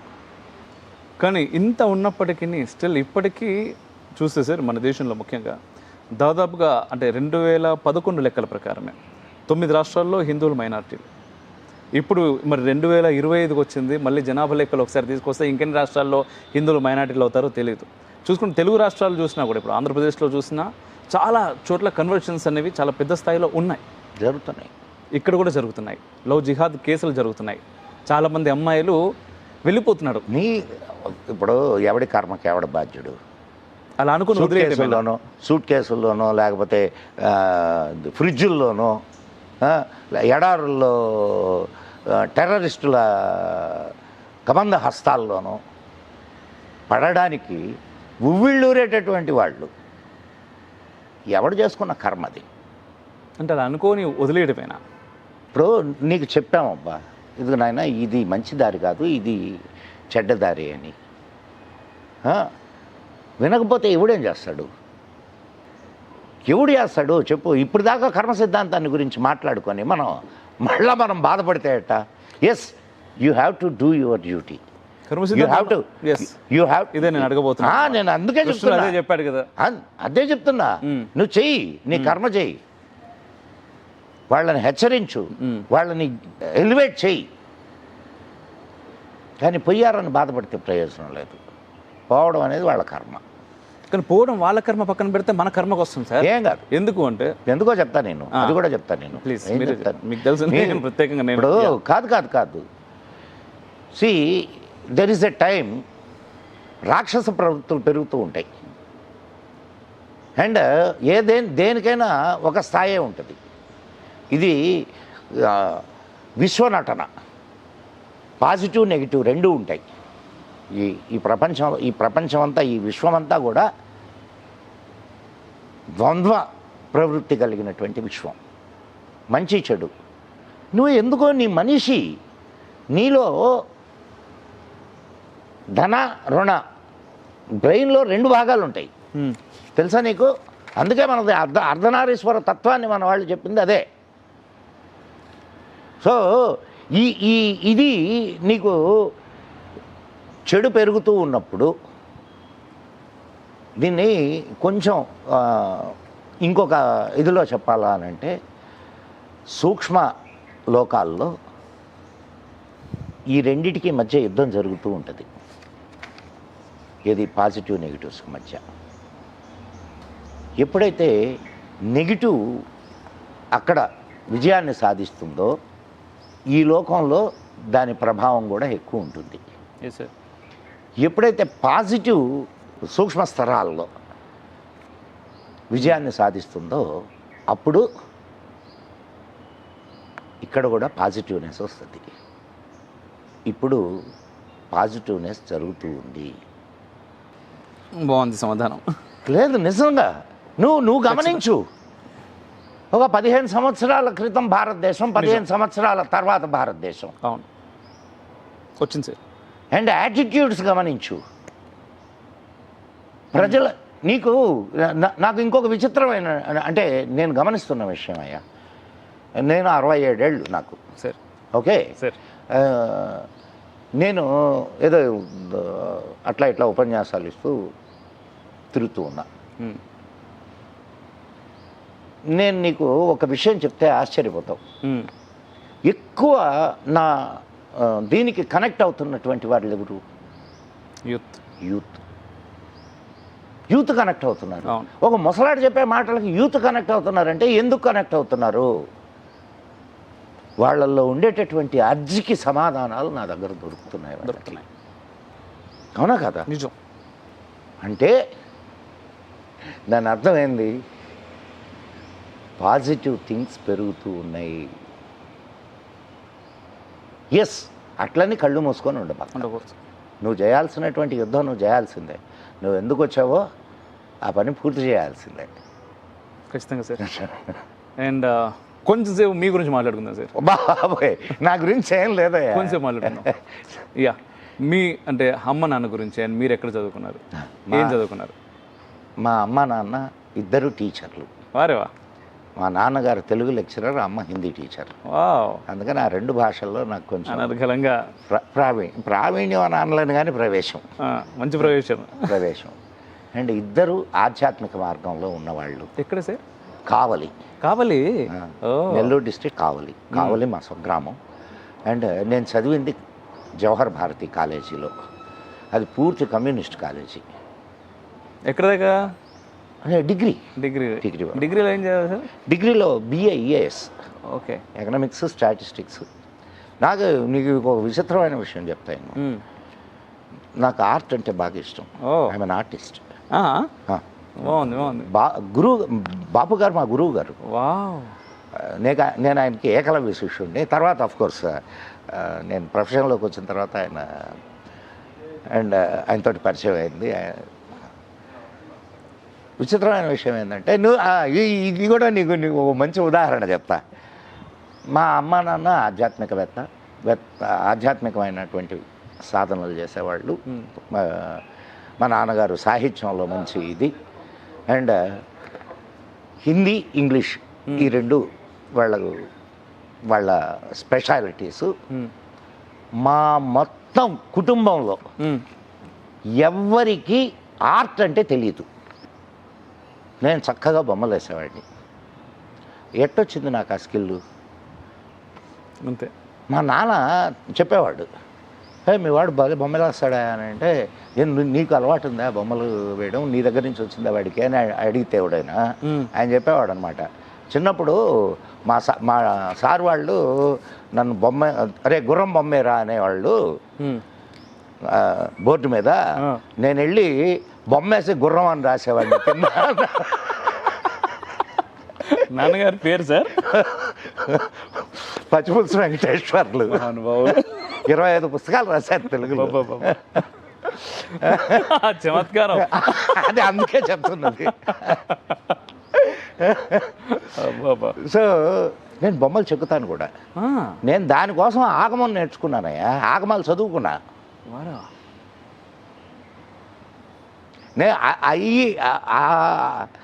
అట్లా చదువుతూ ఇది కావడం వల్లనే నేను కొంచెం ఆధ్యాత్మికతను గురించి, వాటి గురించి, సాధనల గురించి, వాటి గురించిన అవగాహన ఏర్పడింది నాకు. అండ్ తర్వాత I did my post graduation. And అక్కడి నుంచి నేను మెడికల్లో పనిచేశాను సెంట్రల్ గవర్నమెంట్లో. ఏ ఇయర్లో సార్? నేను 78లో. తర్వాత వదిలేసి నాకు క్రియేటివ్ ఫీల్డ్ బాగా ఇష్టం. క్రియేటివ్ ఫీల్డ్ బ్రెయిన్లో ఉన్నాం కదా, నిలవదు కదా. ఏ జాబ్ వెళ్ళినా, ఎక్కడికి వెళ్ళినా. తర్వాత హైదరాబాద్లో ఒక స్టూడియో స్టార్ట్ చేశాను. డాక్యుమెంటరీస్ అవి చేసేవాడిని. అడ్వర్టైజ్మెంట్స్, డాక్యుమెంటరీస్ అవి చేసేవాడిని. సినిమా వైపు ఎప్పుడు వెళ్ళాలనిపించలేదు మీకు? మా వాళ్ళందరికీ కనెక్టివిటీ ఉంది కానీ నాకు ఒక చెడ్డ అలవాటు ఉంది, నేను పోయి ఎవరిని అడగను, నువ్వు ఇస్తే తీసుకుంటా. సరే, అది చాలు ఆగిపోవడానికి కొన్ని విషయాల్లో, ముఖ్యంగా సినిమా విషయంలో. అంతే, ఇస్తే తీసుకుంటాను, చెప్తే చేస్తాను అంతే. అది అందుకని కూడా నేను నా డబ్బుల విషయంలో కూడా. సో సినిమా వైపు నిజంగా వెళ్ళాలనే ఆలోచన అయితే ఉండిందా? నాకు ఎప్పుడు అంత అంటే ఆలోచన అయితే ఉండేది, కానీ అది దానికి పెద్ద ప్రాధాన్యత ఏం లేదు. ఇప్పుడు నాకు సినిమా వాళ్ళతో కాంటాక్ట్స్ కూడా ఉన్నాయి. ఓకే. కానీ ఎంఎస్ రెడ్డి గారు తెలుసు కదా, అవును. ఎంఎస్ రెడ్డి గారు నాన్నగారికి మంచి స్నేహితులు. ఓ. ఆయన అనేవాడు. అండ్ మన బాలసుబ్రహ్మణ్యం గారు. అవకాశం అయితే ఉండింది, మీరు ప్రయత్నం చేస్తే చాలా గట్టిగానే. మా నాన్నకి ఎందుకో నేను అటు వెళ్ళడం అంత ఇష్టం లేదు. Okay okay, fine, super sir. ఇప్పుడు మీ పెళ్ళి వైవాహిక జీవితం గురించి, ఎప్పుడు పెళ్ళి అయింది, మేడం ఎలా పరిచయం అయ్యారు? Arranged marriage. మీరు ప్రేమ గురించి అంత గట్టిగా చెప్పారు కదా.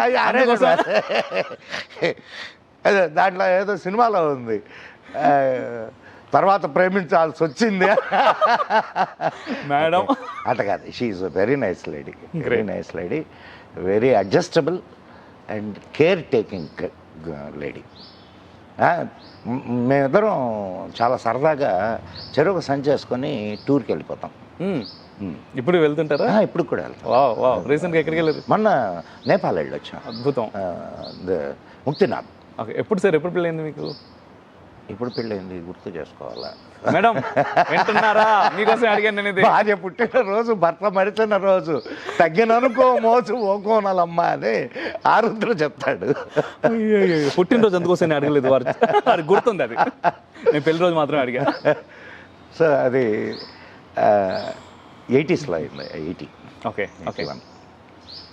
సో మేడం ఏం చేస్తుంటారు సార్? యునైటెడ్ ఇండియా ఇన్సూరెన్స్లో ఆఫీసర్, క్లాస్ 4 ఆఫీసర్. మీరు ఇప్పుడు బయటకు వచ్చి ఇంత గట్టిగా మాట్లాడుతుంటారు కదా, అంటే నార్మల్గా స్టూడియోలో మాట్లాడడం వేరు, అలా కాకుండా ఈ మధ్యలో సభలు సమావేశాలు ఎక్కడికి అడిగినా ఖచ్చితంగా నో చెప్పకుండా మీరు ఖాళీ ఉంటే ఖచ్చితంగా వెళ్తారు. నాకు తెలుసు ఆ విషయం. వెళ్తున్నారు, మాట్లాడుతున్నారు. అట్లాంటప్పుడు అంటే చాలా ఓపెన్గా మాట్లాడేస్తారు మీరు. ఇంట్లో ఏమంటారా మేడం కానీ, ఎందుకు మనకి ఇప్పుడు ఇదంతా వచ్చింది, ఏం వస్తుంది, అది ఏం చేస్తాం లేదు కదా.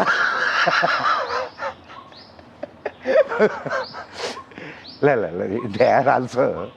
అండ్ ఇప్పుడు టూర్ వెళ్తాము, నిజంగా నాతోటి టూర్ చేయడం అనేది కొంచెం కష్టమైనటువంటి విషయం. కంఫర్ట్స్ ఏమి ఉండవు, చాలా ఎకనామికల్గా, చాలా ఆర్డినరీ పీపుల్, లోకల్ పీపుల్ ఎట్లా ప్రయాణం చేస్తారో అట్లా ప్రయాణం చేస్తారు. ఓకే. ఇప్పుడు సపోజ్ తమిళనాడు వెళ్ళాను, చెన్నై వెళ్తా ఫస్ట్. చెన్నై నుంచి లోకల్ బస్సెస్, అండ్ ఈ టెంపుల్స్ ఉంటాయి కదా, టెంపుల్స్కి చౌల్ట్రీస్ ఉంటాయి, చౌల్ట్రీస్లో స్టే. Okay okay. అన్నదానం చేస్తుంటే అన్నదానం దగ్గర తినడం, ఎక్కడ ఏమీ దొరకలేదు అనుకో, గుడి మెట్ల మీద పడుకోవడం. నేను నా భార్య ఇద్దరం. ఓకే. అండ్ లోకల్లో ఏం తింటారో అదే తింటాం. నీళ్లు నేను ఇప్పటిదాకా కొనుక్కొని తాగల. సో మొత్తం దేశం అంతా తిరిగాను. అండ్ నేను అందుకే నా దేశం మీద నాకు ఎందుకు ఇంత ప్రేమ అంటే, the people in this country. నీకు ఈ ప్రపంచంలో ఏ దేశంలో దొరకరయ్యా, ఏ దేశంలో దొరకరు. అరే అడవుల్లోకి పోతే ఎక్కడ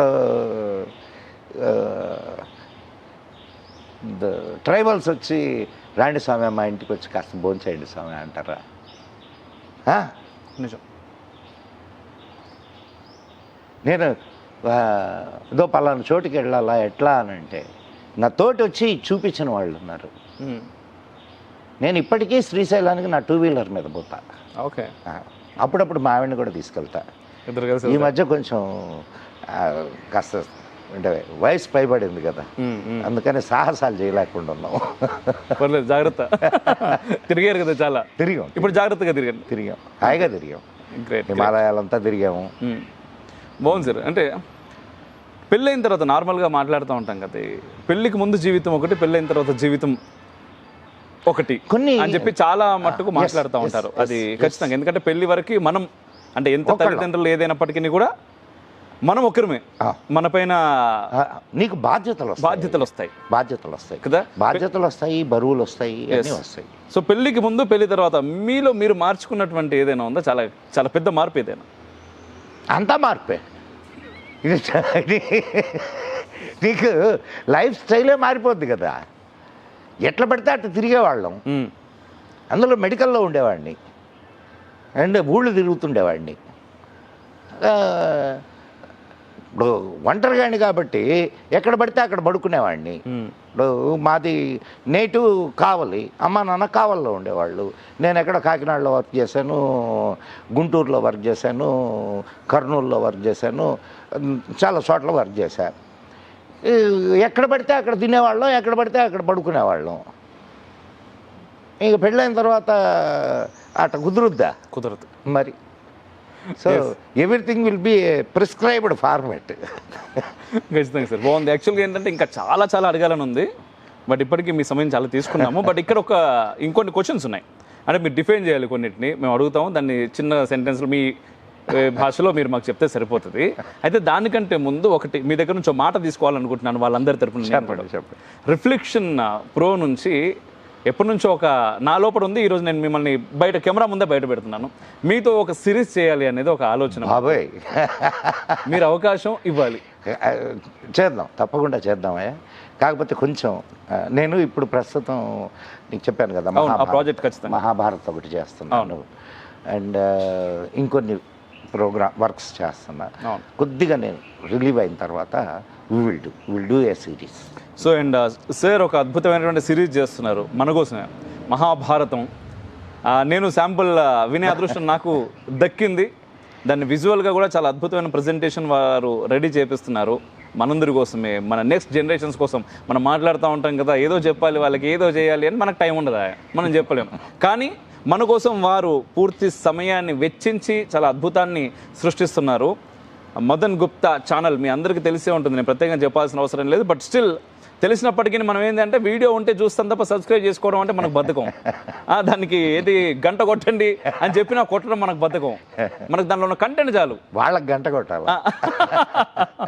so Madan Gupta channel sir channel కూడా నేను డిస్క్రిప్షన్లో పెడతాను, మీరు దాన్ని ఖచ్చితంగా సబ్స్క్రైబ్ చేసుకోర్రు అబ్బా, ఖచ్చితంగా సబ్స్క్రైబ్ చేసుకోర్రు. అండ్ మీరు వినడమే కాదు, మీరు వినడం ద్వారా మీరు ఒక మేధావిలకు తయారు కావచ్చు. చుట్టుపక్కల ఎంతమంది ఎన్ని ప్రశ్నలు అడిగినా సరే అనర్గళంగా మీరు సమాధానాలు చెప్పొచ్చు. లేదా మీకు అంత ఓపిక లేకపోతే ఈ ఛానల్ లింక్ పంపితే చాలు, వారికి ఏ ప్రశ్నకైనా సమాధానం దొరుకుతుంది. అండ్ చాలా అద్భుతమైన కంటెంట్ అతి త్వరలో రాబోతుంది, వారు చాలా దానికోసం పరిశ్రమ చేస్తున్నారు సార్. అండ్ నెక్స్ట్ కొన్ని క్వశ్చన్స్ ఉన్నాయి. అండ్ గోరక్షణ గురించి. గావో రక్షిత రక్షిత. ఇప్పుడు నేను గోవును రక్షించే వాళ్ళకి ఒక్కటే చెప్తున్నానయ్యా, గోవుని దేవుడు లేకపోతే ఒక పవిత్రమైన ఇది అది ఇది కానీ చూడకండి. ఒక ఉపయుక్తమైన జంతువు అది. అనేక రకాలుగా నీ జీవనంలో నీ ఆరోగ్యానికి, నీ ఆహారానికి నీకు కావలసినవన్నీ ఇచ్చేటటువంటి ఒక అద్భుతమైన జంతువు. దాన్ని ఆ దృష్టితో చూసి చాకండి. దానివల్ల నీ భూమి బాగుపడుద్ది, నీ ఆలోచన విధానం మారిపోతుంది. ఆవు పాలు తాగడం వలన అనేక రకాలైనటువంటి ఉపయోగాలు ఉన్నాయి. ఆవు పాలు అని అంటే మళ్ళా ఫర్ యువర్ కైండ్ ఇన్ఫర్మేషన్, ఇక్కడ మనం జెర్సీ గిర్సీ ఇవన్నీ చూపిస్తాం. బాస్ ఇండికస్ భారతీయ గోమాత, దానికి మూపురం ఉంటుంది, గంగడోలు ఉంటుంది. అండ్ దయచేసి జెర్సీ ఆవు పాలు తాగకండి. దానివల్ల జెనెటిక్ చేంజెస్ వస్తున్నాయనేది యుఎస్లో జరిగిన పరిశోధన తెలుపుతుంది. ఒక్కసారి మీరు డెవిల్ ఇన్ ద మిల్క్ అని యూట్యూబ్లో కొడితే దానికి సంబంధించినటువంటి ఇన్ఫర్మేషన్ అంతా వస్తుంది. Okay okay. భారతీయ గోవు అంత గొప్పది. అందుకనే దాన్ని A2 పాలుగా గుర్తించింది ప్రపంచం. ఈ జెర్సీ ఆవులు, ఈ తక్కిన వాటి అన్నిటి పాలని A1 పాలుగా గుర్తించారు. A2 ఒక్క భారతీయ గోమాత యొక్క క్షీరాన్ని A2గా గుర్తించారు. అండ్ అయోధ్య రామ మందిరం భవ్యం, దివ్యం, ఇక మన అదృష్టం. హిందుత్వం విషయానికి వస్తే ఈ దేశంలో, ముఖ్యంగా భారతదేశంలో హిందుత్వానికి ప్రధానంగా ఉన్నటువంటి 3 శత్రువులు అంటే ఎవరి పేరు చెప్తారు? మనమే. ఎందుకంటే ఆచరణ లేని మాటలు మనం ఇది చేస్తున్నాం.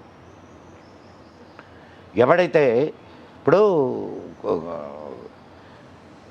మన గురించి మనం తెలుసుకోకుండా మనం ఎదుటివాడి మీద నిందేయడం కూడా కరెక్ట్ కాదు కదా.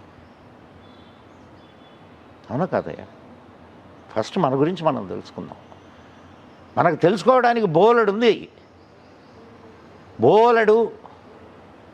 నువ్వు అసలు తెలుసుకోవాలి అని ముందుకు అడుగేస్తే ఒక మహాపర్వతం నీ కళ్ళ ముందు సాక్షాత్కరిస్తుంది. కాబట్టి ముందు మన గురించి మనం తెలుసుకుందాం. సింపుల్ ప్రిన్సిపల్స్ ఉన్నాయి కొన్ని, అవి తెలుసుకుందాం. ఎన్ని ఫిలాసఫీలు ఇప్పుడు ఎక్స్టర్నల్ సైన్స్, ఇన్నర్ సైన్స్ రెండింటిని గురించి అధ్యయనం చేసిన ఏకైక జాతి భారత జాతి. ఎస్. ఆధ్యాత్మిక విధానంలో ఎన్ని రకాల ప్రయోగాలు చేశారు. సౌండ్ మీద శబ్ద బ్రహ్మం అంటారు. ఇన్ని ఇంకా అదొక పెద్ద టాపిక్ అయిపోద్ది. అందుకోసం నేను సీరియస్ అడిగింది. నువ్వు శత్రువులు అన్నావు కాబట్టి ఎస్, ప్రధానంగా శత్రువు మాత్రం కమ్యూనిస్టులు. ఎందుకంటే దొంగలు వాళ్ళు మతం లేదు అని అంటారు. ఇక్కడ క్రిస్టియన్స్కి, ముస్లిమ్స్కి సపోర్ట్ చేస్తారు. ఎందుకంటే హిందుత్వాన్ని అణగదొక్కడానికి. అంతే ప్రధానంగా వాళ్ళు. అండ్ రెండవ ప్రధానమైన శత్రువు సెక్యులరిస్ట్. సెక్యులర్ ముసుగేసుకొని హిందుత్వం మీద దాడి చేసేవాళ్ళు. మూడవ ప్రధాన శత్రువు కాంగ్రెస్. అది మనం ఏమనుకుంటున్నామంటే ముస్లిం లీగ్ వలన భారతదేశం విడిపోయింది. జిన్నా కదా ముస్లిం లీగ్ను స్టార్ట్ చేసింది. ముస్లిం లీగ్ వల్ల భారతదేశం రెండుగా విడిపోయింది. కానీ భారతదేశంలో కాంగ్రెస్ పేరుతో ముస్లిం లీగ్ ఉందన్న సంగతి మర్చిపోతున్నారు. తమాషా కాదు నేను చెప్తున్నది. ముస్లిం లీగ్కు మరో రూపం Congress. Scamgress. Is it. And next, మీకు బాగా నచ్చినటువంటి కవి, ఇట్ ఇస్ ఏంటంటే మా కోసం ఏదైనా ఒక కవిత్వం మీ అయ్యా. నాకు బాగా నచ్చిన కవి అంటున్నావు నువ్వు.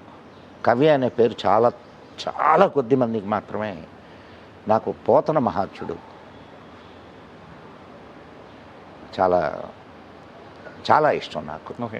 ఆయన భాగవతం నాకు. అండ్ ఆధునిక కవుల్లో చాలామంది ఉన్నారు. శ్రీశ్రీ కానీ, శ్రీశ్రీ కవిత్వం నేను బాగా చేశాను. అండ్ కృష్ణశాస్త్రి గారు బాగా ఇష్టం. ఏదైనా ఒక కవిత్వం మీకు బాగా ఇన్స్పైర్ అయినటువంటిది మా కోసం? అసలు భాగవతం మొదలుగా మామూలుగా ఏదైనా గ్రంథం మొదలు పెట్టేటప్పుడు శ్రీ గణేశాయ నమః అని కదా స్టార్ట్ చేస్తారు, గణేష ప్రార్థనతో. కానీ ఒక్క భాగవతం మాత్రమే భాగవత ఉద్దేశంతో స్టార్ట్ అయింది. ఆయన శ్రీ కైవల్య పదంబు చేరుటకునై చింతించదన్ లోక రక్షైకారంభకు భక్తపాలన కళా సంరంభకున్ దానవోద్రేక స్తంభకు కేళిలోల విలసదృగ్జాల సంభూత నానాకంజాత భవాండ కుంభకు మహానందాంగనాడింభకున్నని శ్రీ కైవల్య పదంబు చేరుటకునై.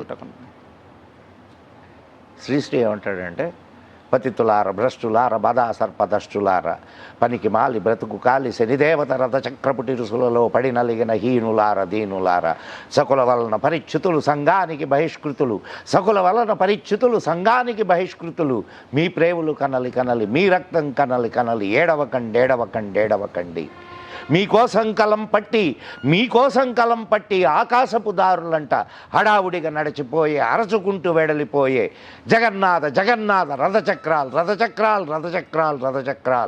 రథచక్రపు ప్రళయ ఘోష భూమార్గం పట్టిస్తాన్ భూకంపం పుట్టిస్తాన్ మీకోసం కలం పట్టి. అద్భుతం, బాగుంది, చాలా చాలా బాగుంది. ఇంకోటి ఏదైనా వినాలని ఉంది సార్? కృష్ణశాస్త్రి ఏమంటాడు అంటే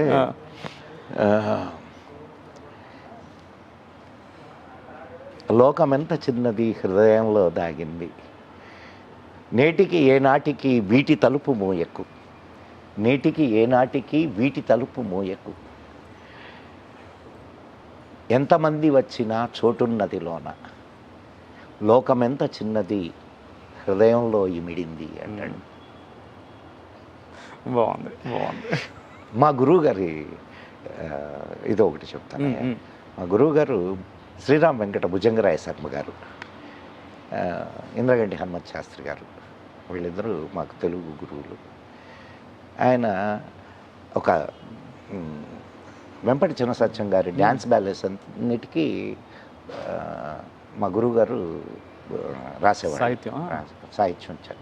ఆయన రాసిన దానికే డాన్స్ బ్యాలెన్స్ అని ఆయన రాసినవి, మా గురువు గారు రాసినవి. ఆయన ఒక దాంట్లో రాశాడయ్యా, అసలు నిజంగా నీకు అది చెప్తాను. అగరు ధూపలతిక ఓలే అవసమయ్యేనే మనసు ఎగసిపోయేనే ఎంత వెర్రిదే, కలలో నీలిమగని నీలిమలో పద్మపత్ర చారిమలో సుహృదు మృదు వీచికగని అగరు ధూపలతిక ఓలే అవశ్యమయ్యేనే మనసు ఎగసిపోయేనే. అంటే ఈ మనం అగరు తెలిగిస్తే అది ఎలా వెళ్తుంది?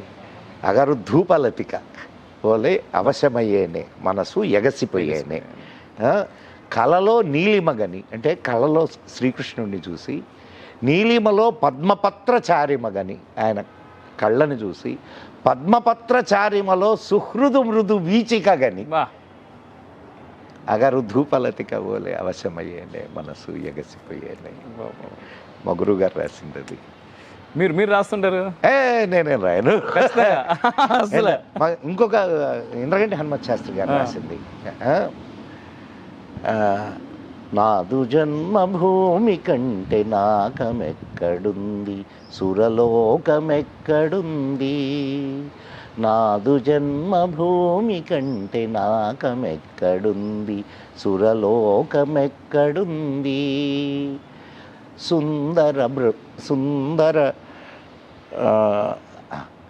సుందర కాశ్మీరాలు బృందా సౌందర్యాలు స్వర్గసీమలో ఎక్కడా నాదు జన్మభూమి కంటే నాకమెక్కడుంది సురలోకమెక్కడుంది, కాళిదాసు కంటి కొసల పసిడి కలల పూలమాల అలకాపురి కాపురమగు అమర భారతీ నిలయం, నాదు జన్మభూమి కంటే నాకమెక్కడుంది సురలోకమెక్కడుంది. ఇట కదా ఎంజాయ్ చేసేది మేము. చాలా బాగుంది సార్. అండ్ నెక్స్ట్ క్వశ్చన్, నిజమైన చరిత్ర తెలుసుకోవాలంటే చదవాల్సినటువంటి ఒక 3 పుస్తకాలు. కోట వెంకటచలం, పిఎన్ వోక్ ఓకే, అండ్ ఇంకొక ఆయన ఉన్నారండి, వాళ్ళ 3 పుస్తకాలు చదివితే చాలు నీకు అసలు చరిత్ర ఎంత ధ్వంసం చేయబడింది మనకు తెలిసిపోద్ది. రైట్. అండ్ నెక్స్ట్ సార్, అష్టసిద్ధుల గురించి చాలామంది చాలా విషయాలని, అంటే సనాతన ధర్మానికి సంబంధించినటువంటి ఎన్నో విషయాలని పుక్కిటి పురాణాలు అంటారు, ఏదైనా మ్యాజిక్ అని చెప్పేసి కొట్టిపడేస్తూ ఉంటారు. అసలు ఈ అష్టసిద్ధుల గురించి మీ మాటల్లో. అష్టసిద్ధులు అణిమ గరిమ లఘిమ మహిమ ప్రాకామ్యము ఇష్టసిద్ధి ఈశత్వం పశత్వం. ఇప్పుడు ఏదైనా సరే నువ్వు ఈ లేవు అని చెప్పడానికి ఉన్నాయి అని చెప్పడానికి ఏం చేయాలా? ఎక్స్పీరియన్స్, ప్రాక్టీస్ చేయాలి. ప్రాక్టీస్ చేస్తే లేవు అని చెప్తే ఓకే నమ్ముతాం. కాబట్టి ప్రాక్టీస్ చేయి. స్విచ్ చేస్తే లైట్ ఎవరికైనా వెలుగుద్ది.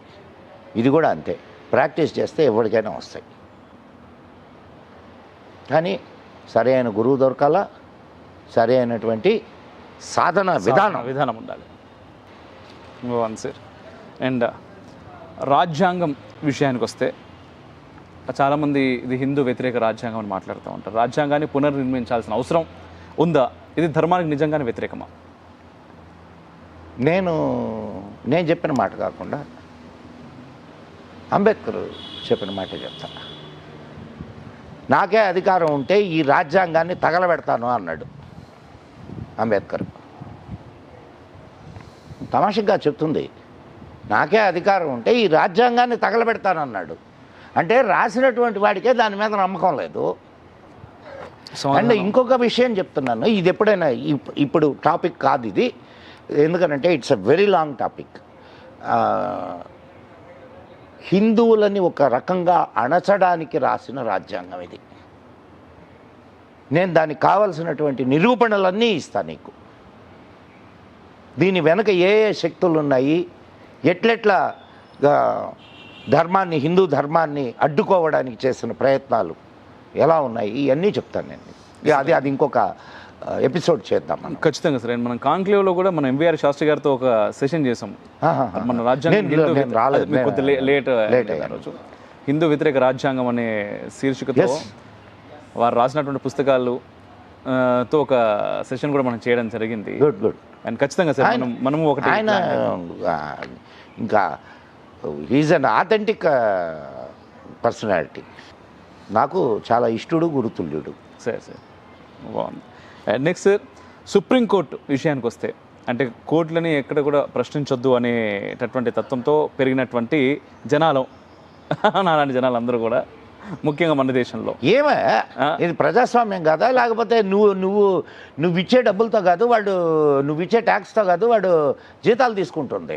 మరి ఎందుకు అలా ప్రశ్నించకూడదు? ఎందుకు ఆగిపోతుంది కోర్టుల విషయంలో?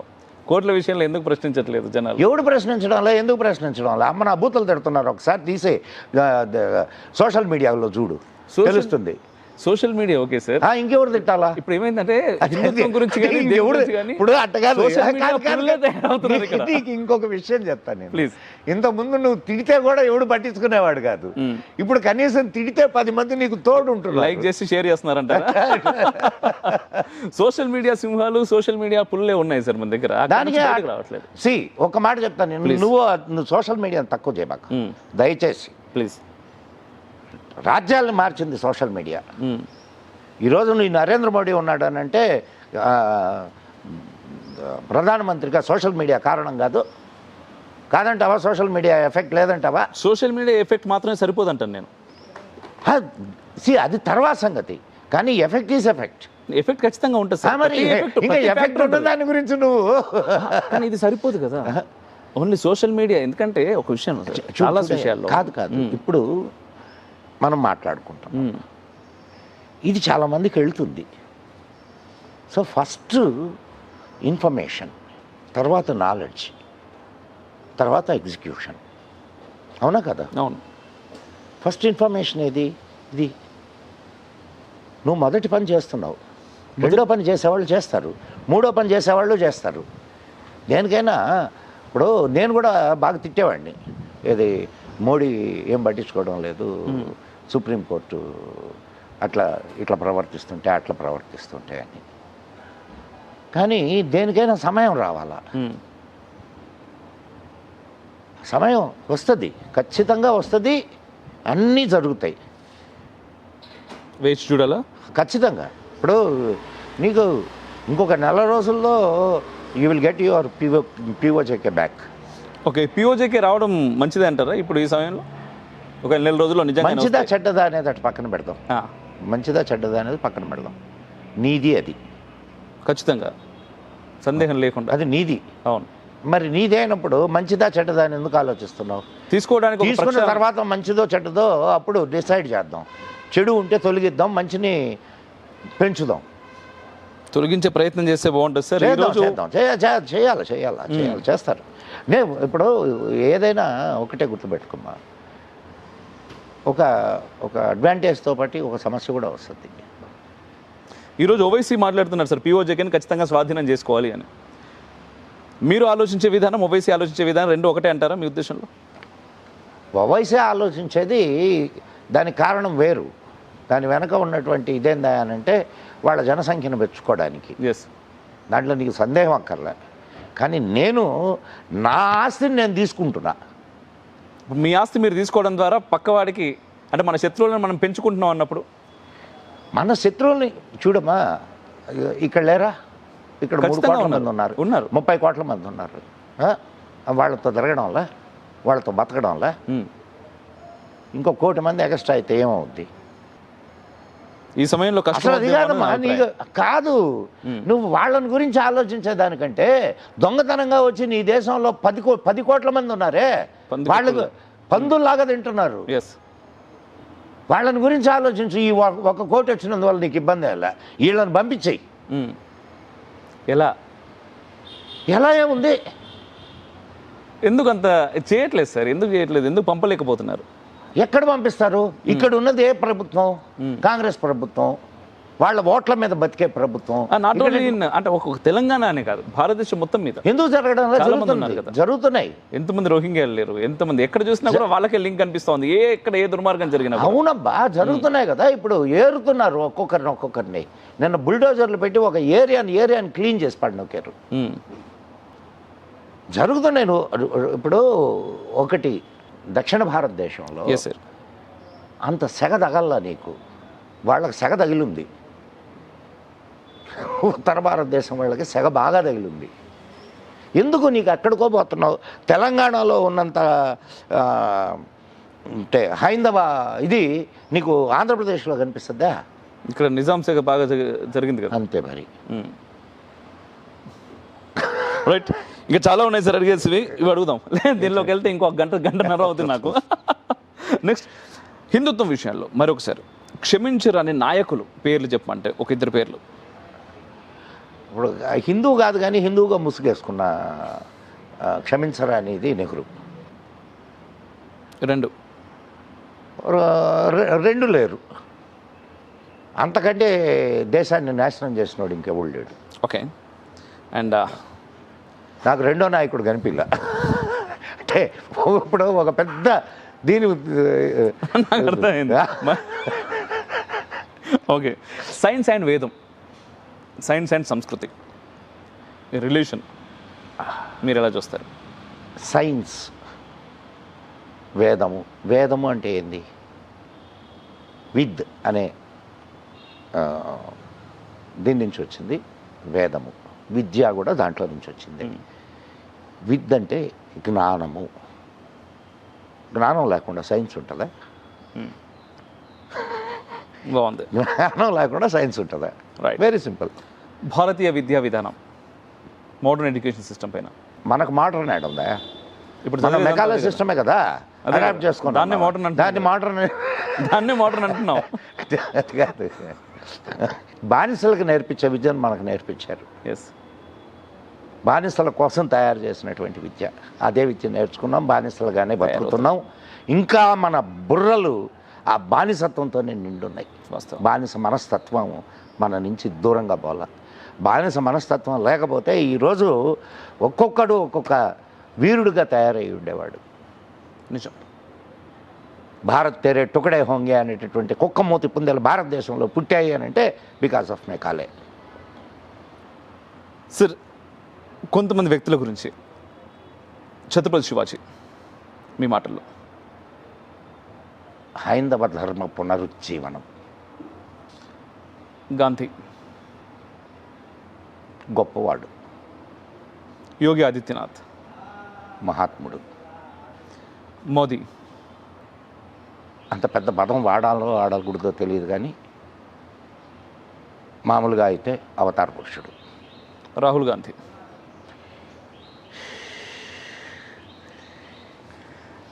ఏం చెప్పాలా, వాడిని పప్పుగాడ అని అనలేను.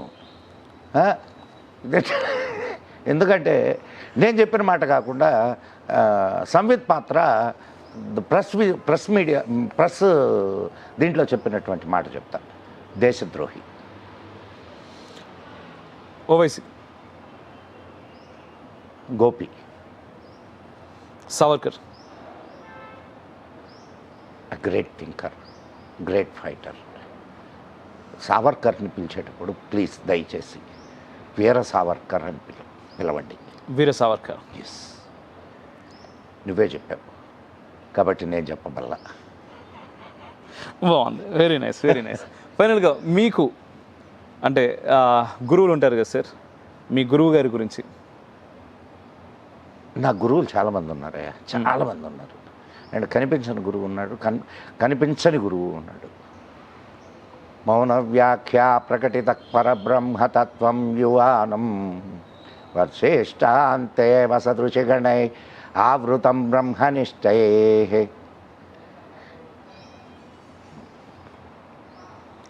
మా గురువు. ఎస్. అండ్ ఈ సమాజానికి రిఫ్లెక్షన్ కెమెరా ముందు కూర్చొని ఏం చెప్పాలనుకుంటున్నారు? 67 ఏళ్ళ మదన్ గుప్తా గారు, మీరు చూసిన జీవితం నుంచి ఒకటి,